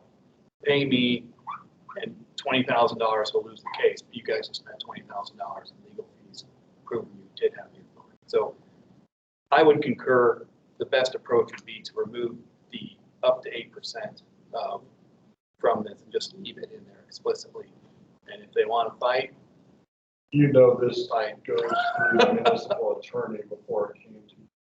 well, I'm sure the municipal, well, I mean, honestly, Just to when let you know, when don't I know first if you- read this, I will be 100% on record. When I first read this, I thought it was to continue the third-party review section from before with getting rid of the whole audit process. That was the scope, that was the vision I saw when I read this, we're getting rid of audits altogether. With my history and knowledge of everything that goes on here. So if the municipal attorney is reading this, like, well, yeah, you can do that. It's the administrative code, you have the authority to remove that stuff out of there. So I mean, I'm not concerned that allow this. I think the clearest way is if that is the intent, it's just to get rid of the cap. I personally believe that it should actually have been modified to have a minimum of 5% of audits shall be completed. But that's definitely asking for a fight at that point. So, Whether it's stricken or whether you guys modify it without the 8%, I can sell that to, because the safety is still the biggest issue, and that's all I care about. So. Any further comment? No, I'm right in line with what Craig said. My concern was the Home Builders Association on board of this because they could see this being a hole that, oh, now they don't have the ability to audit. So I prefer to make sure that the auditability is specifically mentioned and to take out the 8% cap, as Craig mentioned. I agree with that. My first reading on this was we were getting rid of the audit. That surprised me and concerned me. I'm happy to see if that's not the intent and prefer to be clear and upfront what we intend to do. On that note, I'll entertain a motion. I make a motion to strike the existing H of section 7. I second it. All right. Yeah, that is section 2310, 1049, Up to 8% of. paragraph This, they would have to keep it H. and then remove up to 8% of. That's friend, so make sure. a friendly amendment on that to keep section H, but to strike that verbiage. Do I have to specifically say what the verbiage to strike so that it reads Up right? to 8% of. Up to 8% of. Up to 8%, yes. All right. I think we're clear. So Tana, would you read back what you have to make sure we're on the same page? Okay, Mr. Benoit motioned to keep section H and to strike up to 8% of. And to clarify, that's section 8 of the section 7 of the proposal. Correct. Just make sure we have all documentation. Okay. Any further discussion? Piece of guys to call the question. Certainly. Mr. Straight, Yes. Mr. Fredine, Yes. Mr. Cowan, Yes. Mr. Boney, Yes. Mr. Benoit. Yes. All right. Thank you very much. Last item, as I see it, unless I miss something, this is all we got left, is section 26, dealing with ADU STC rating requirements. Mr. Thompson, would you give a summary of the topic? Ross is gonna do this. I do want to mention just real fast, I know we talked about, and it sounds like sometimes there's negative connotations with HBA. We work with them monthly. I've worked with them on the outside and inside. They don't want things just going away. They don't want these things just look the other way. I mean, I don't know how sometimes that behavior got done. There could be a person here or there that does something, but I mean, there's sound conversations at their director meetings, in their building board meetings, and their building committees.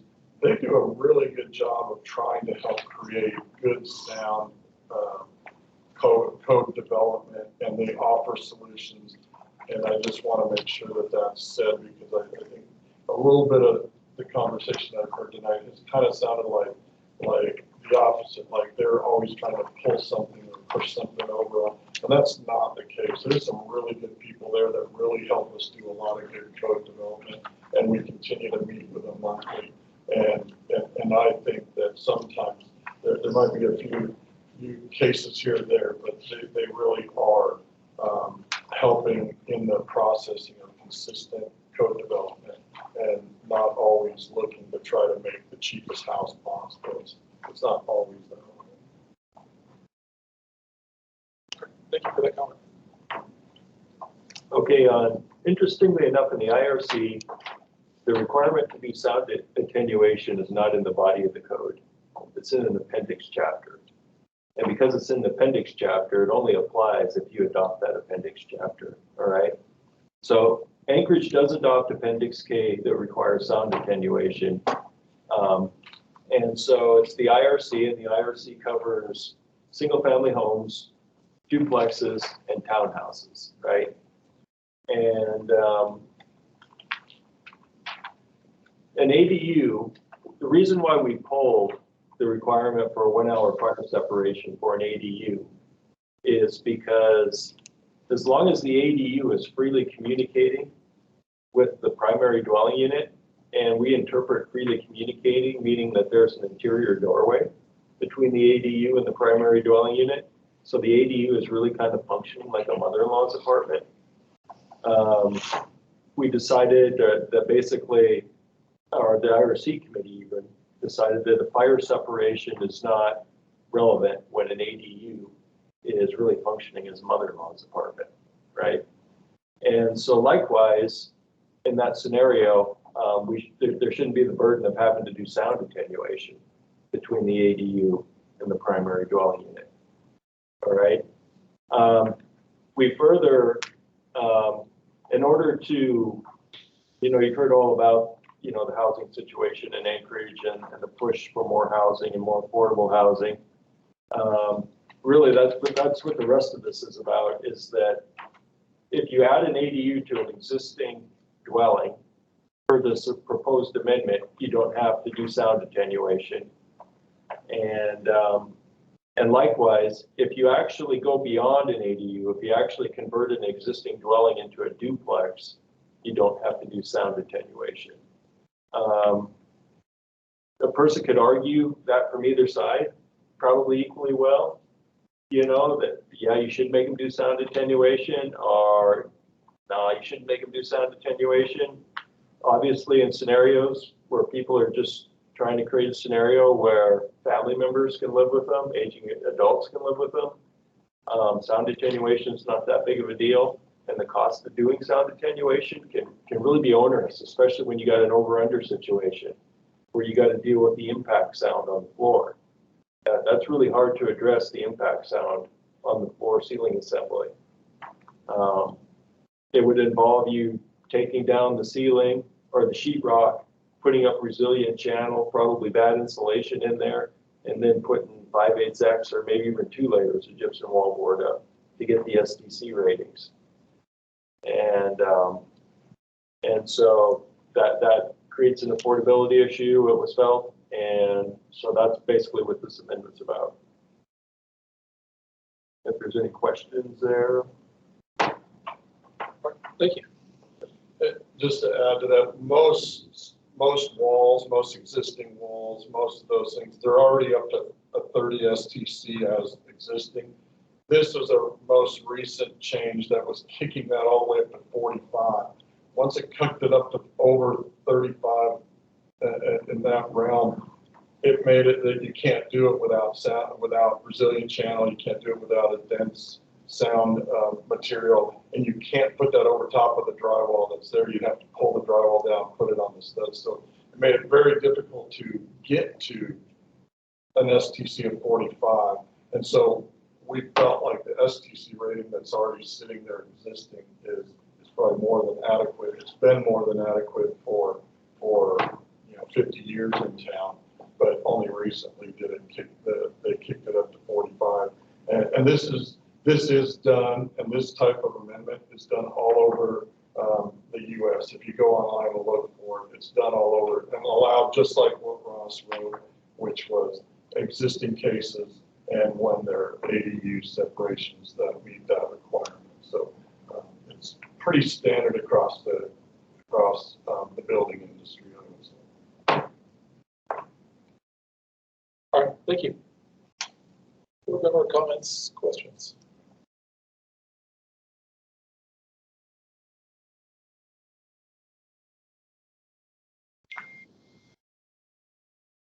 I hear it a lot. Mr. Boney, I would ask you as a architect with perhaps more experience in STC discussions than most of us, what your thoughts are on this. Well, he's right. After you get up beyond 35, you know, getting into the 40s, that gets pretty heavy and onerous. Is this addressing new construction or existing construction? Just two Well, exceptions. Right.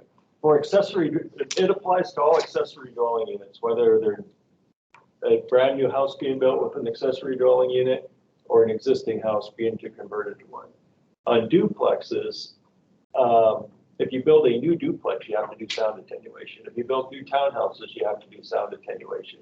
If you convert an existing home into a duplex, you would not have to do sound attenuation. So this is only addressing existing construction For duplexes, for duplexes. and then all ADUs, period. If you qualify as an ADU, you would not have to do sound attenuation.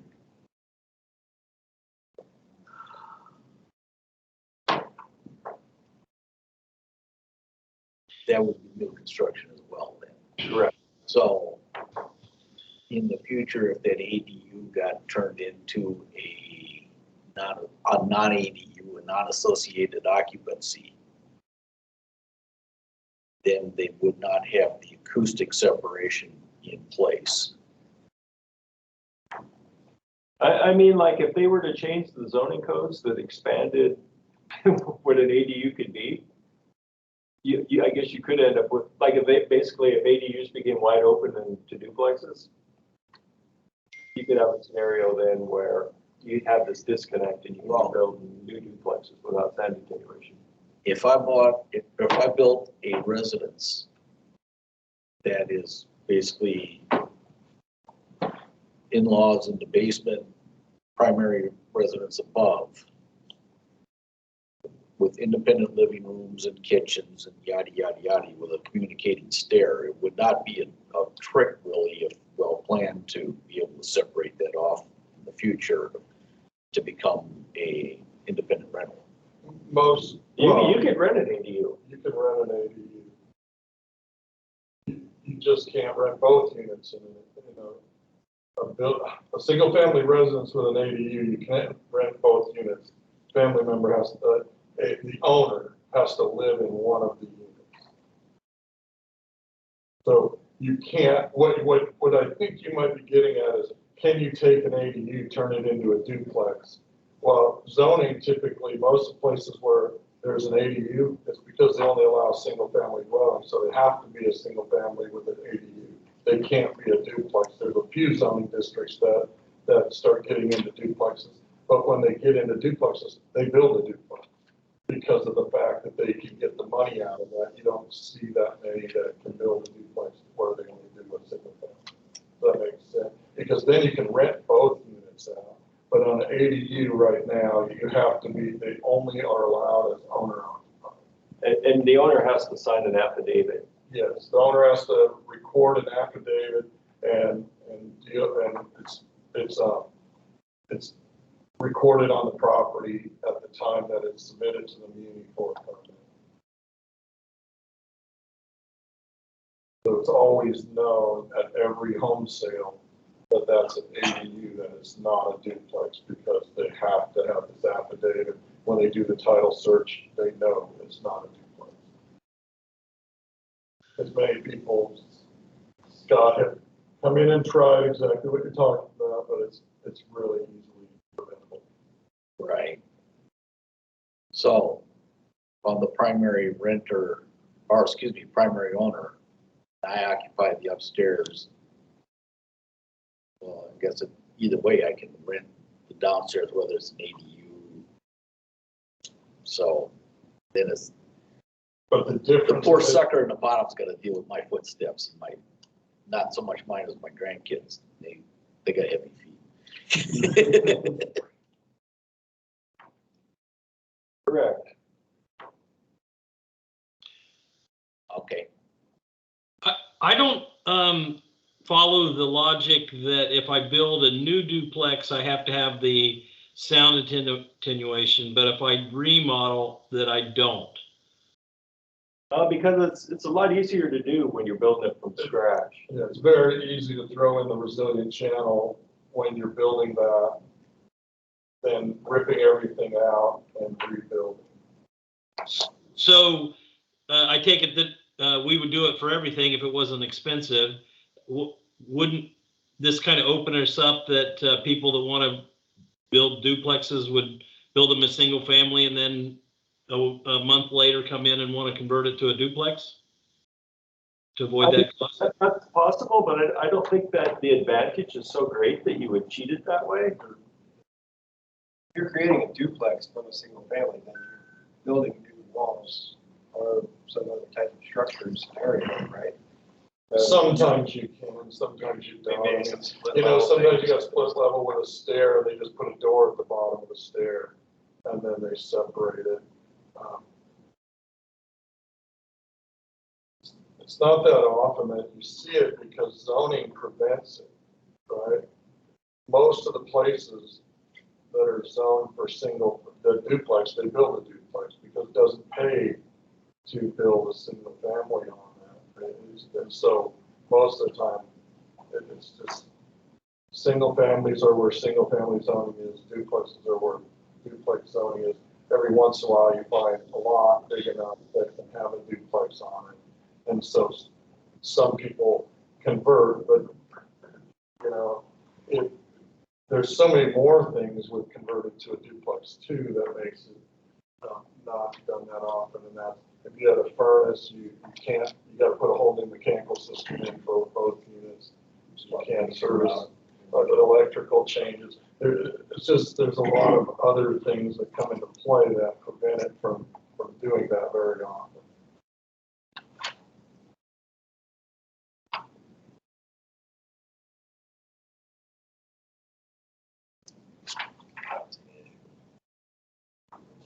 I guess my only question is that, so you're saying that this would still be allowed in new construction for single-family homes with an ADU, new construction, you would not need a sound attenuation. Correct. So I guess that would be, since we just said that it's easy to do when you're doing new construction, and the cost prohibition being renovations, why aren't we just making this limited to renovations? Well, that brings an interesting point, actually.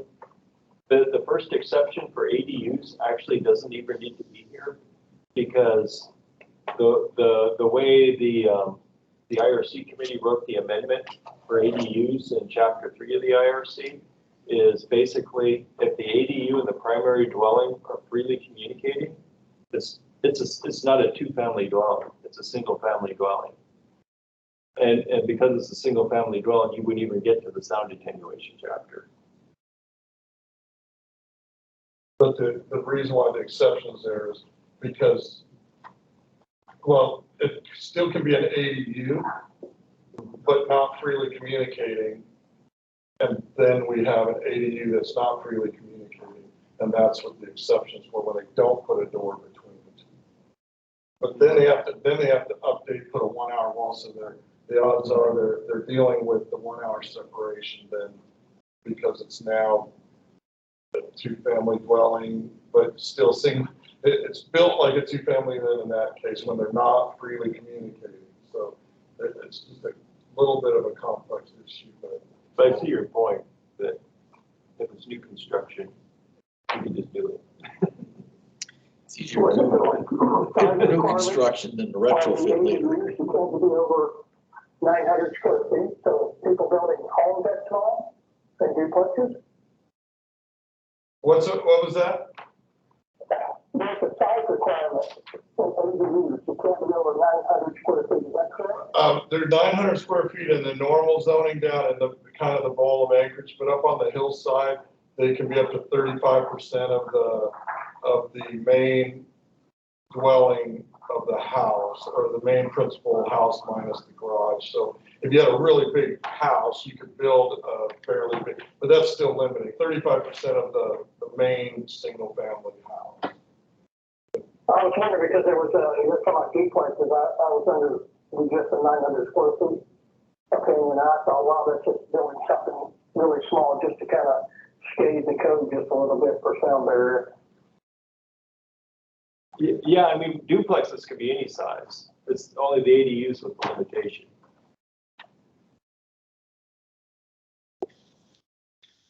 So if we did not have exception number 1 on ADUs, what I'm hearing is that would effectively have make no difference, that wouldn't change it? I think we need that in the cases that ADUs are built like the two-family dwelling, because it's still not a two-family dwelling. But Ross, we have a policy that says you build it like a two-family if you aren't freely communicating. The code says if you're not freely communicating, or if you're freely communicating, you're an ADU that doesn't have a rated separation.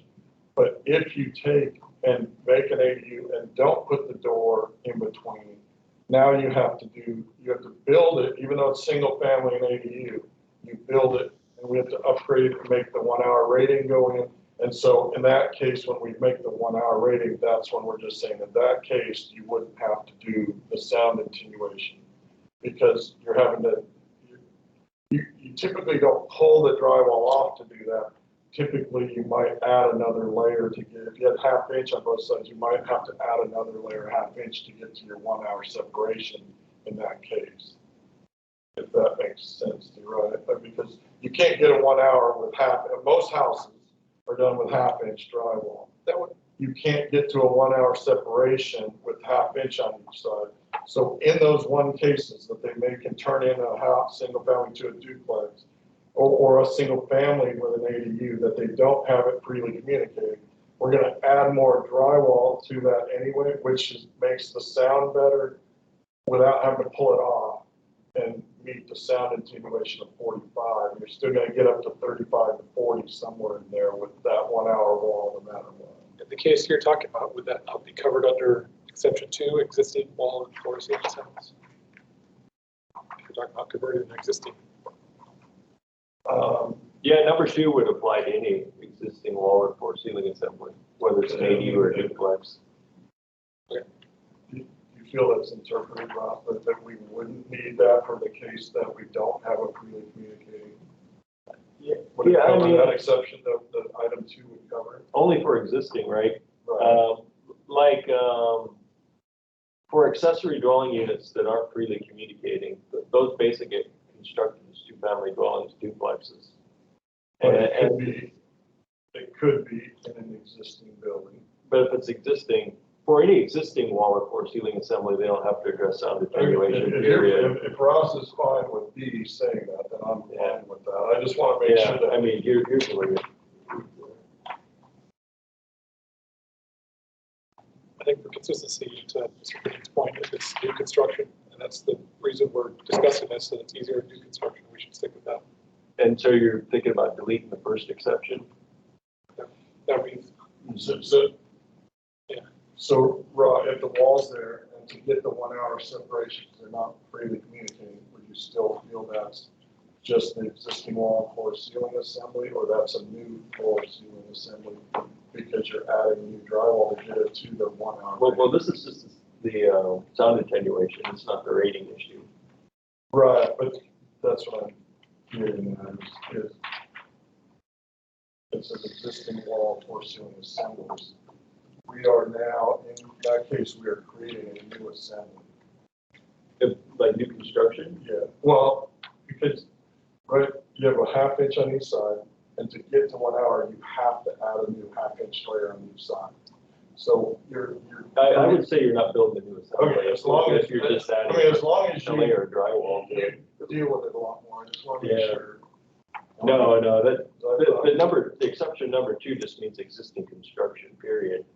Like you're gonna take a basement and you're gonna make that basement an ADU. Okay. There's an existing floor So ceiling then we can assembly. get rid of 1,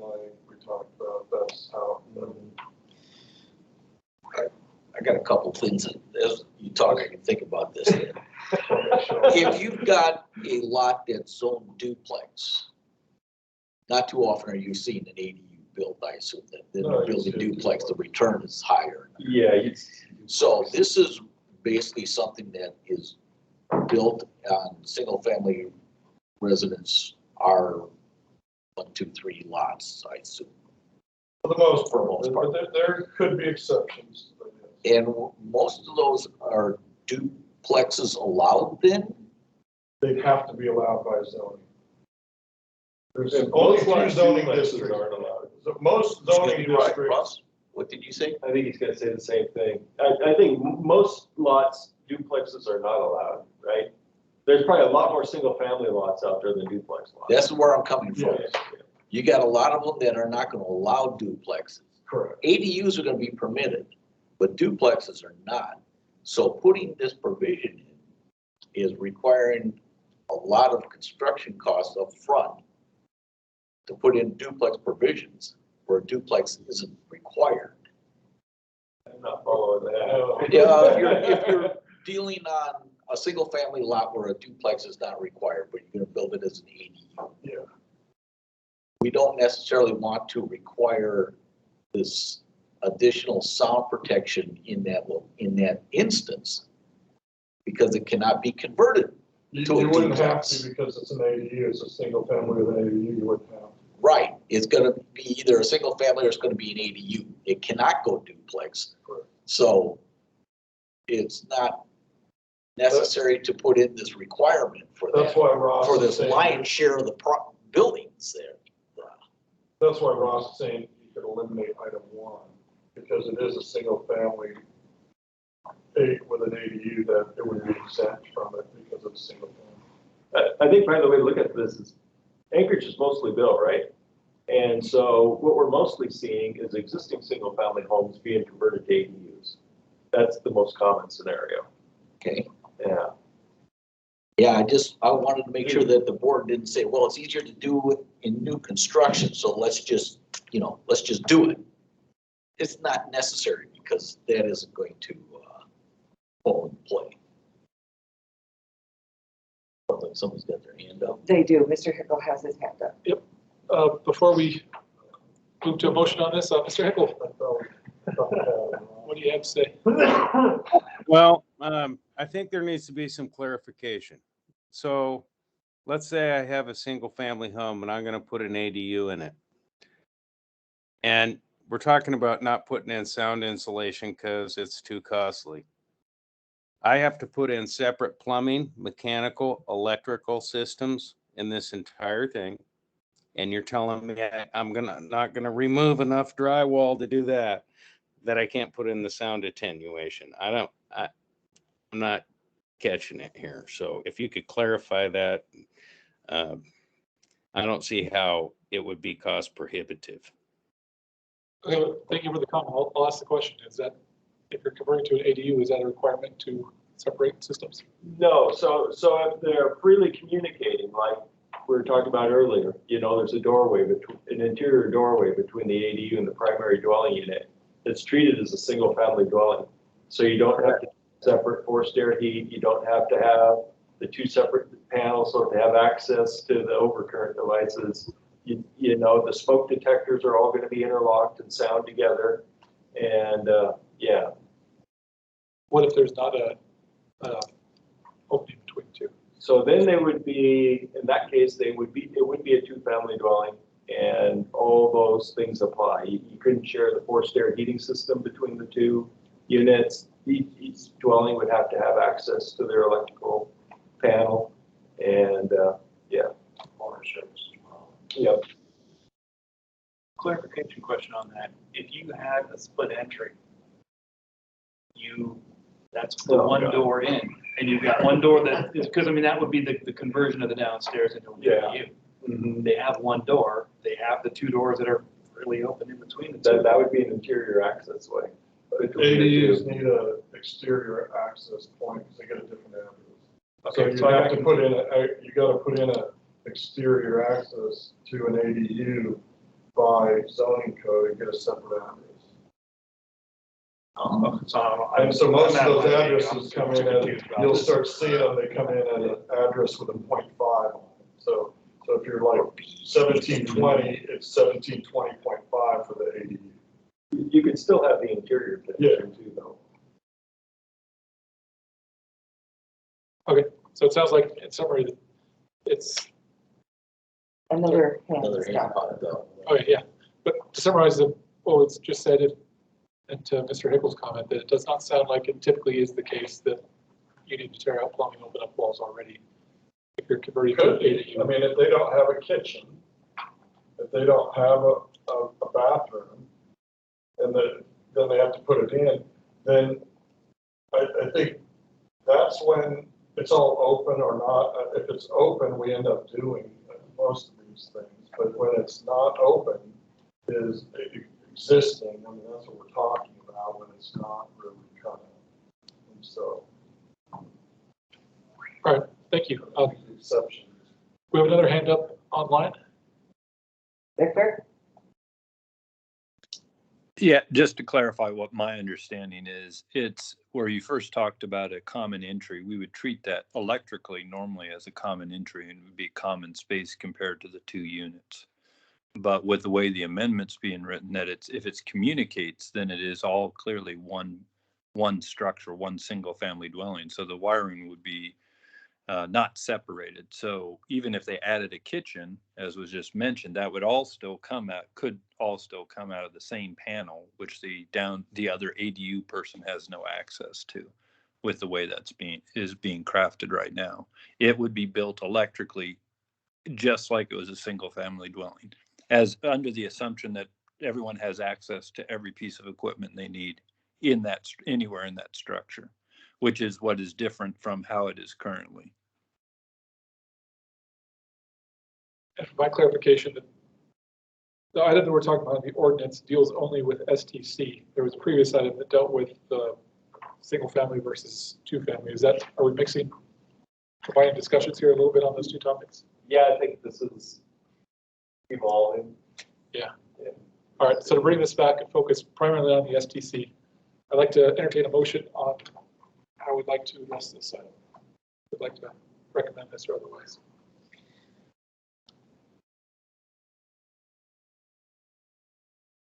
how did you say this? We don't need, what was it, exception 1? That's been the discussion. That's not, this isn't the exception 1, no. It'd be implicit in the code to be not needed, but it could be better to have it in. Right? We know that it's like we already did before. It'd be simple just to say existing wall for ceiling assemblies. That's great when we're interpreting it and we interpret that way. We want to make sure that it's very clear that this is intended to be good. And so as long as we feel like that will always be interpreted that way by taking it out. But I can see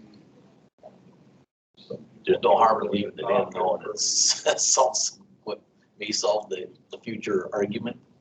Mm-hmm. If no harm in keeping it in, and it may solve some future argument, is that what you're saying? kind of like the argument of the audit. Correct. Yes. That's the exact same statement. I was thinking the same parallel, so I'll make a motion to accept section 24 as written. And as a friendly modification at section 26 is the one we're talking about. Section 24 was the one that's been withdrawn, dealing with Oh, did I read the wrong one? the 2 family. Okay, 26, I stand corrected. Excuse me. Somebody's still waiting. Do I have a second? I'll second. All right. Any further discussion on the topic? Yes, Mr. Calvin. I feel like as we eliminate the sound issues, they're going to feel like we're not bound to wire it in accordance with the separation. So I'm kind of a little confused on the definitions of ADU, the access, and I did some research on what other municipalities are doing, and many of them have written up entire booklets on this topic because I think there's a lot of ancillary implications that happen when you start dealing with ADUs. I don't think it's really part of the duplex situation, but ADUs in particular, about the accessibility, not accessible, especially with the breakers. I know it doesn't have anything to do with the sound, but when you say that there's just a door there, so it's just like another space, if you can rent that out to somebody else, it seems to me that you've got a situation where you can lock that door and they don't have access to the breakers to shut something off if there's a malfunction and something's catching fire in their unit. And it also would, it feels like to me, cause that the smoke detectors wouldn't be wired separately if it's freely communicating between the two spaces. So I feel like there's some implications here that are being affected that we haven't thought through.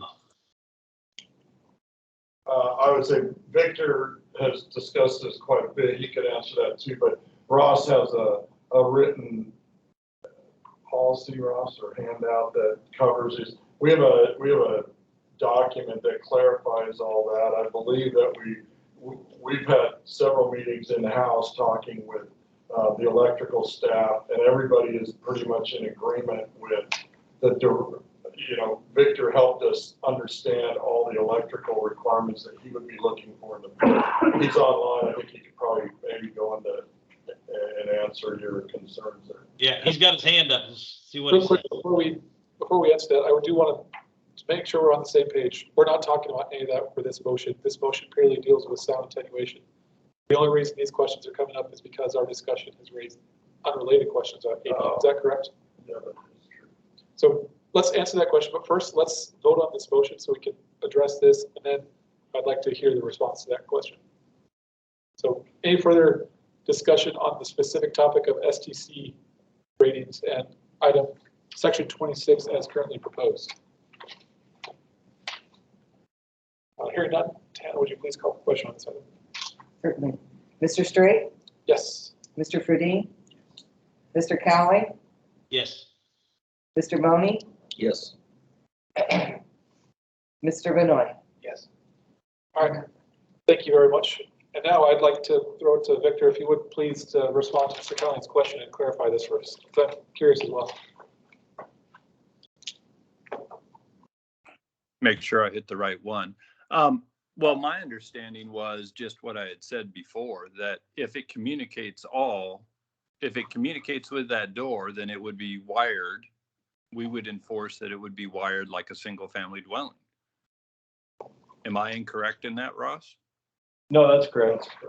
Yeah. So that would mean just what Eric was speaking to is basically with that communicating door, then that is wired just like a house. So if that person is truly using that ADU portion as another apartment, then they wouldn't have access to the breaker the way it would, the break, or they may have the actual house panel in their apartment and the other person can't get to that. The way it's written now, the way we enforce it now is we make them wire it like it's a duplex, whether it's an existing structure or not. But this would mean, no, that person doesn't incur that cost of having to make sure there's a separation electrically between the units, the dwelling units. Electrically, we would treat it all like one dwelling unit. So yeah, if someone chose to not give someone access through that door, they do not have access to that panel. Victor, to clarify, the way you're discussing it, if I understood you right, the way you discussed this was that we were making a change that was affecting electrical in some way. My understanding is what we're talking about today has nothing to do with electrical. Can you clarify that? Well, my understanding is that they're defining, the change in the definition is to say that when it has a communicating door, you treat it completely like a single family dwelling, not just for sound attenuation, but for all the mechanical and electrical systems. That's not currently how it is in the code, how we look at it when we inspect those. As soon as it becomes an ADU, it is another dwelling unit. So then we electrically, it must be wired like another dwelling unit. So like a duplex, meaning that person or both people must have access to their overcurrent device. You cannot have shared circuits. You can't have a circuit that goes, from one unit and then run some of the things in the other unit. You must have separation in your smoke detectors. You don't allow any type of sharing electrical between the two dwelling units. The new definition would say, no, it is not two dwelling units. It is one single family dwelling. We haven't suggested any changes today that make any change in what the code is today or will be after this is adopted. So what's in, right, Ross? We pulled that item 24 and are not changing.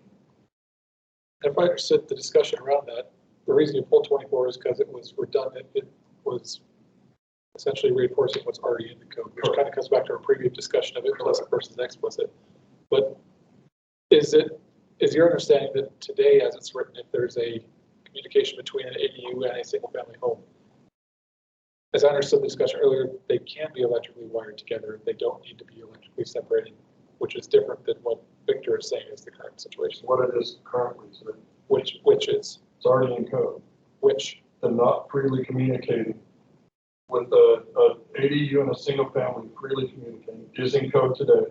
We didn't change anything today because we pulled item 24 that was removing that language. Therefore, what's in place today will remain in place and will be in place when this code goes through the assembly. We're not asking you guys to look or change at that effect at all. Correct. We're not today making any change, any discussion. That's off the table. But for my knowledge, as it is today, if you have a communication between a single family residence and an ADU, are they required to be electrically separate, or can they be electrically? If they freely communicate, they're allowed to be built as a single family home and wired as a single family home on both sides with interconnecting smoke detectors, wiring the same mechanical systems, a single shut off, and as long as they're freely communicating.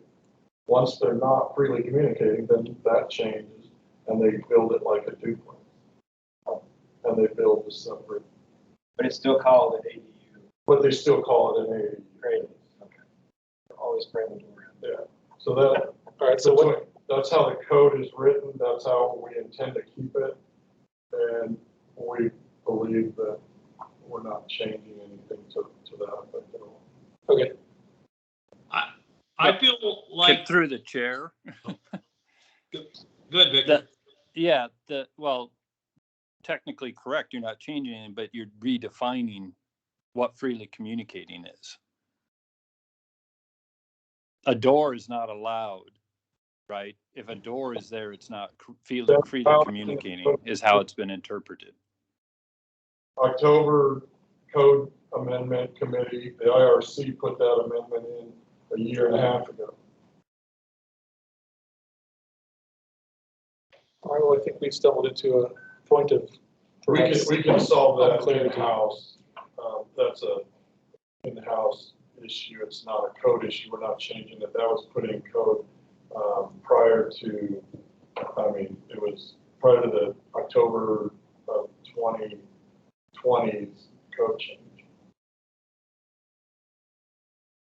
I think if nothing else we've covered today, there is still uncertainty and some lack of clarity around ADUs. So I would encourage you to discuss it. I understand you have a handout, maybe some more clarification would be helpful on that. Perfect. And an acoustical door isn't the issue. It's the locking and What, separation. stop. It is what I noticed in the other jurisdictions that reading what they were seeming to trying to address was there's a big difference between if you have a grandmother living in this ADU versus a rentable unit that you're renting to someone that you don't know. So it is freely accessible if grandma's in there, you don't lock her out. But if you're renting to somebody that answered an ad in the paper, you lock that door. You're not going to allow that free access. So if you're in Florida for the week and their breakers trip, they don't have access. So it's not meeting the intent of the code. So they worked pretty hard at defining how deep the sink was or how big the refrigerator could be. There was a lot of things they did to try to differentiate between grandmother living down there and a rentable unit is what I kind of caught. You're exactly right. I've seen the same. I've seen it done 15 different ways across the country. They all do it differently. Every jurisdiction tries to do what's best for their zoning and their building codes. And so I agree. We will continue to strive to work with. I don't think there's been any question. I mean, I think Victor and them have done what's right with the, we can what if a lot of things, and what if it's going to happen depending on how it goes. Right now, the law is that we have an ADU with a single family, and it's a single family, and we're not asking to change that. Doesn't mean that we won't, based upon a conversation, come with another code change down the road and be back and discuss it. I think they bring up good points, but right now, that's not really what we're trying to change. We felt like we were trying not to change it for that reason, because whatever's happening now is happening and has been for years without a big question. So, but I believe is what my concern is that we're missing the point that I believe the way the Muni has interpreted it previously, and I could be wrong. I have dealt with very few ADUs, but if there was an ADU, we went at it and wired it as a separate for smoke alarms, breaker access. It was separated. So it just seems like to me, you're now saying it's a single family. They won't be separated any longer. So this change of what you're doing here is about STC, but I believe it directly affects the way that we're going to wire these and enforce that.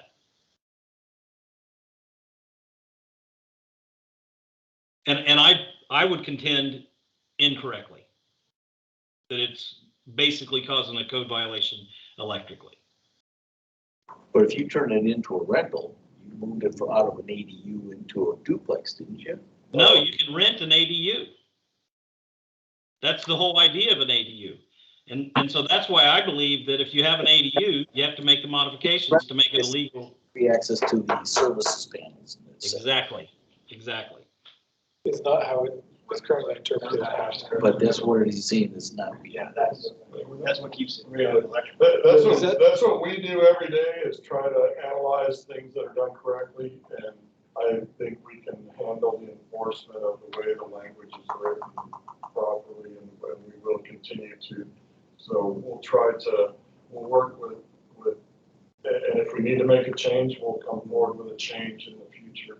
But right now, the reason for ADUs isn't to go rewire the whole house. The intent of the ADUs, the basis behind them, and the owner living there, is that they're supposed to have access and to the items that they deal with. So Bottom line is, this is a staff issue at this point. Yeah. This issue is not before the board.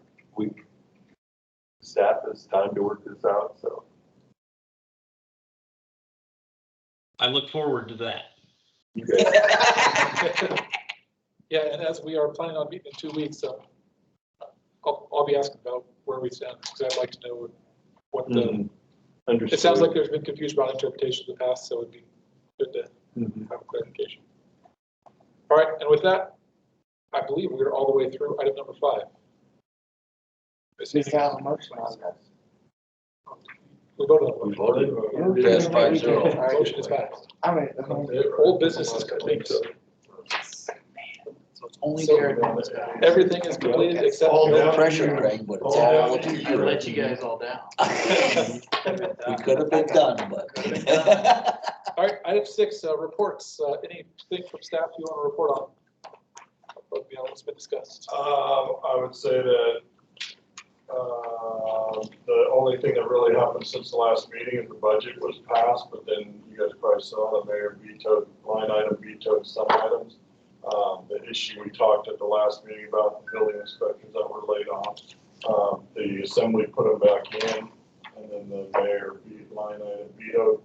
I believe that back out, along with many other items because I don't know all the items in there, but anyway, if you follow that, I believe the process now is they have 21 days from the date of the veto to override the veto, but they also have to have that done within 21 days of the end of the fiscal year. So that puts it, I believe, by December 10th. So if you want to watch what happens with that, you'll find out whether or not there was quite a bit of discussion with regard to my position as I described it. When they, at the end of the discussion, they voted 11-0 to keep it.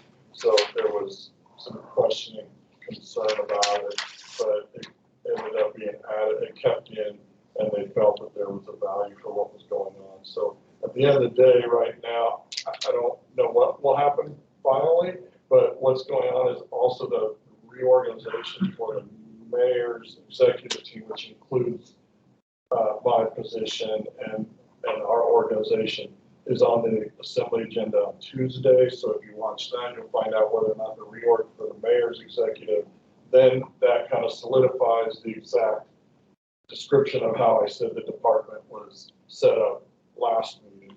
And so I believe by next Friday, we'll kind of know everything that's in play. I think the budget will be in place, or if they make any more changes or change anything. But at this time, we're waiting, and I believe they have to pass that by next Friday. So we'll see what ends up happening.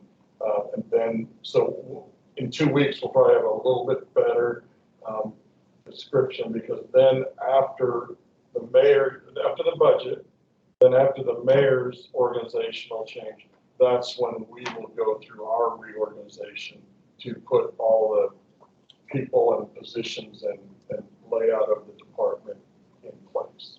And so that will take a little bit more time. And so we also, I don't know if I mentioned, we signed the contract for our building permitting software. I don't know if I think it was in the last week or so. And so that by April 30th, we have a deadline to revamp all of that. We also just went, I believe we're going live tomorrow to allow people that do reroute permits to pull reroute permits online, just like retro permits. So they won't have to come in here at all. They can pull their reroute for residential only. They'll be able to pull permits online, pay for them, print them out, and not have to come into the counter. So that should free up a huge amount of staff time at the front counter. And so there's some the Title 21 changes that go along with these go through P&Z on Monday. So Monday they'll be done, then this will probably be done next Tuesday, and then we'll go to assembly. So it'll probably be sometime the first meeting in January for these. And if and when that goes, I mean, it's nice to see most of the things that we've gone through now have been unanimously approved by you. That's the whole point here. And then hopefully then we can have a resolution from you guys that we will put an S version together. I think Ross already has most of the S version written that has done all the things that you guys have agreed upon or we've agreed to pull out. So I think we'll be able to send that around to you as soon as we're ready. And then we'll be substituting the ordinance that after the AAVs will wait, but that'll be the substitution ordinance for the one as it is based upon what you guys have done in the last couple months. So that's kind of where we are right now. We are looking for a building official. We have hired accepted and hired pending assembly approval of planning director. So I don't know if you know Craig Lyons. Michelle is leaving planning, but Craig Lyons will be coming over. So that's a good fit for, and so if you guys know anybody interested in a building official position, we are looking to fill the building official position as soon as possible. And so, the requirements right now needs to be an engineer, supposed to be with preferred civil structural, but any engineer can be substituted. So if you guys know anybody or have any ideas, let us know. We're looking for someone that's willing to come in here and take over that role. But that's kind of what's happening so far. What's permit turnaround right now? Well, Ross could cover permit turnaround. Our valuation is about 85% or 84% of last year.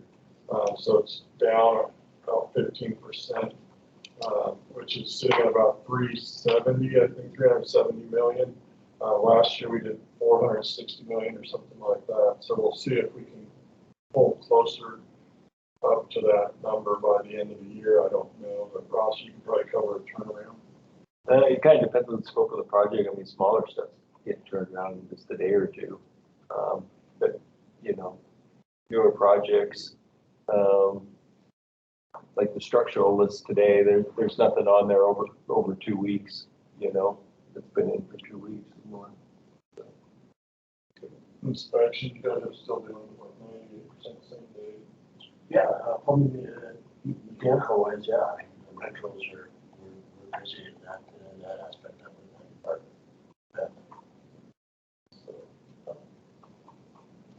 Victor, how are you holding up with losing Eric as far as inspection turnaround? You mean, we only lost Nathan, right?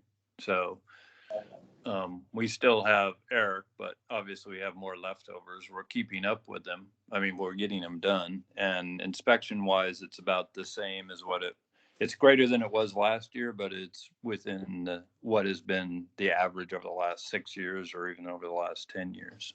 So. Thank you. Any other questions from the board? Steph? Would it be possible to get, do you want us to wait until we have the S? I mean, I guess what I'm getting at is if that S version is ready in 2 weeks, would we be able to vote on the S version? Or is the S version created after I don't, let's get timing. So this is the, I'll get you an answer on that because the way that this was submitted to the assembly first, rather than to you first, how we go about what we need, whether it's a resolution to support a revision to be the S version, or whether we say a resolution that addresses each of the sections as you guys dealt with them. I don't know, I'll find out how to, I mean, we know your guys' response to them. We'll find out exactly how legal wants us to put that forward. I think that you're correct. If you can get the AAV language that you think you need, and we finalize this, I think it would be cleanest, hopefully that would be the way that would be acceptable, that you would write a resolution that just says we accept the S version as is. You know, then we can resubmit, they can amend in the S version, and then all of a sudden it's much cleaner, right? And so that would be ideal, I think. I just don't know. Normally we submit this through you first, right? This was done differently than I've ever done it. It's almost always submitted to the building board first and then goes to the assembly. And so we've never run into the way that we're doing this. But because it's kind of the reverse, I got to find out how we go about doing that. And so I'll have that language. What we'll try to do is, knowing that answer, I'll have a document or maybe we can create a resolution that matches whatever way we have to do it. Or if it's the S version, we just have the S version by the next meeting. That probably help. Or if we had the S version, even if we change that one, we could adopt the S version with this revision, and then you slide it in. Right. Yeah. I mean, I want to make it the easiest, the most simplified to follow, but I've never done it this way, so I don't know the exact answer of which way we have to do it. I would hope we could just do the S version, bam, throw it through, resubmit it, but there's rules that we have to play through the process doing it this way. And being that I haven't done it, I can't say tonight, but I will have that for you in 2 weeks. Great. Further questions or comments from the board? Thank you very much for your report. Last item, board member comments, anything in general? Anything you want to get off your chest? All right, hearing none, do I have a motion to adjourn? To adjourn. Second. Thank you. Thank you, everybody, for your time. Really appreciate all of you being part of this. Yeah, no, thank you guys. Yeah, no, we appreciate the time and effort, you know, it's over and above what you normally do, so we really appreciate it. And Scott, you've been doing this, how long have you been doing this? Oh, that's time. Huh? Yes, Tana. It's in your book. I think you had a full head of hair when you started. I lost that real. I didn't hear when I got here. Oh, no, yep, oh, of course.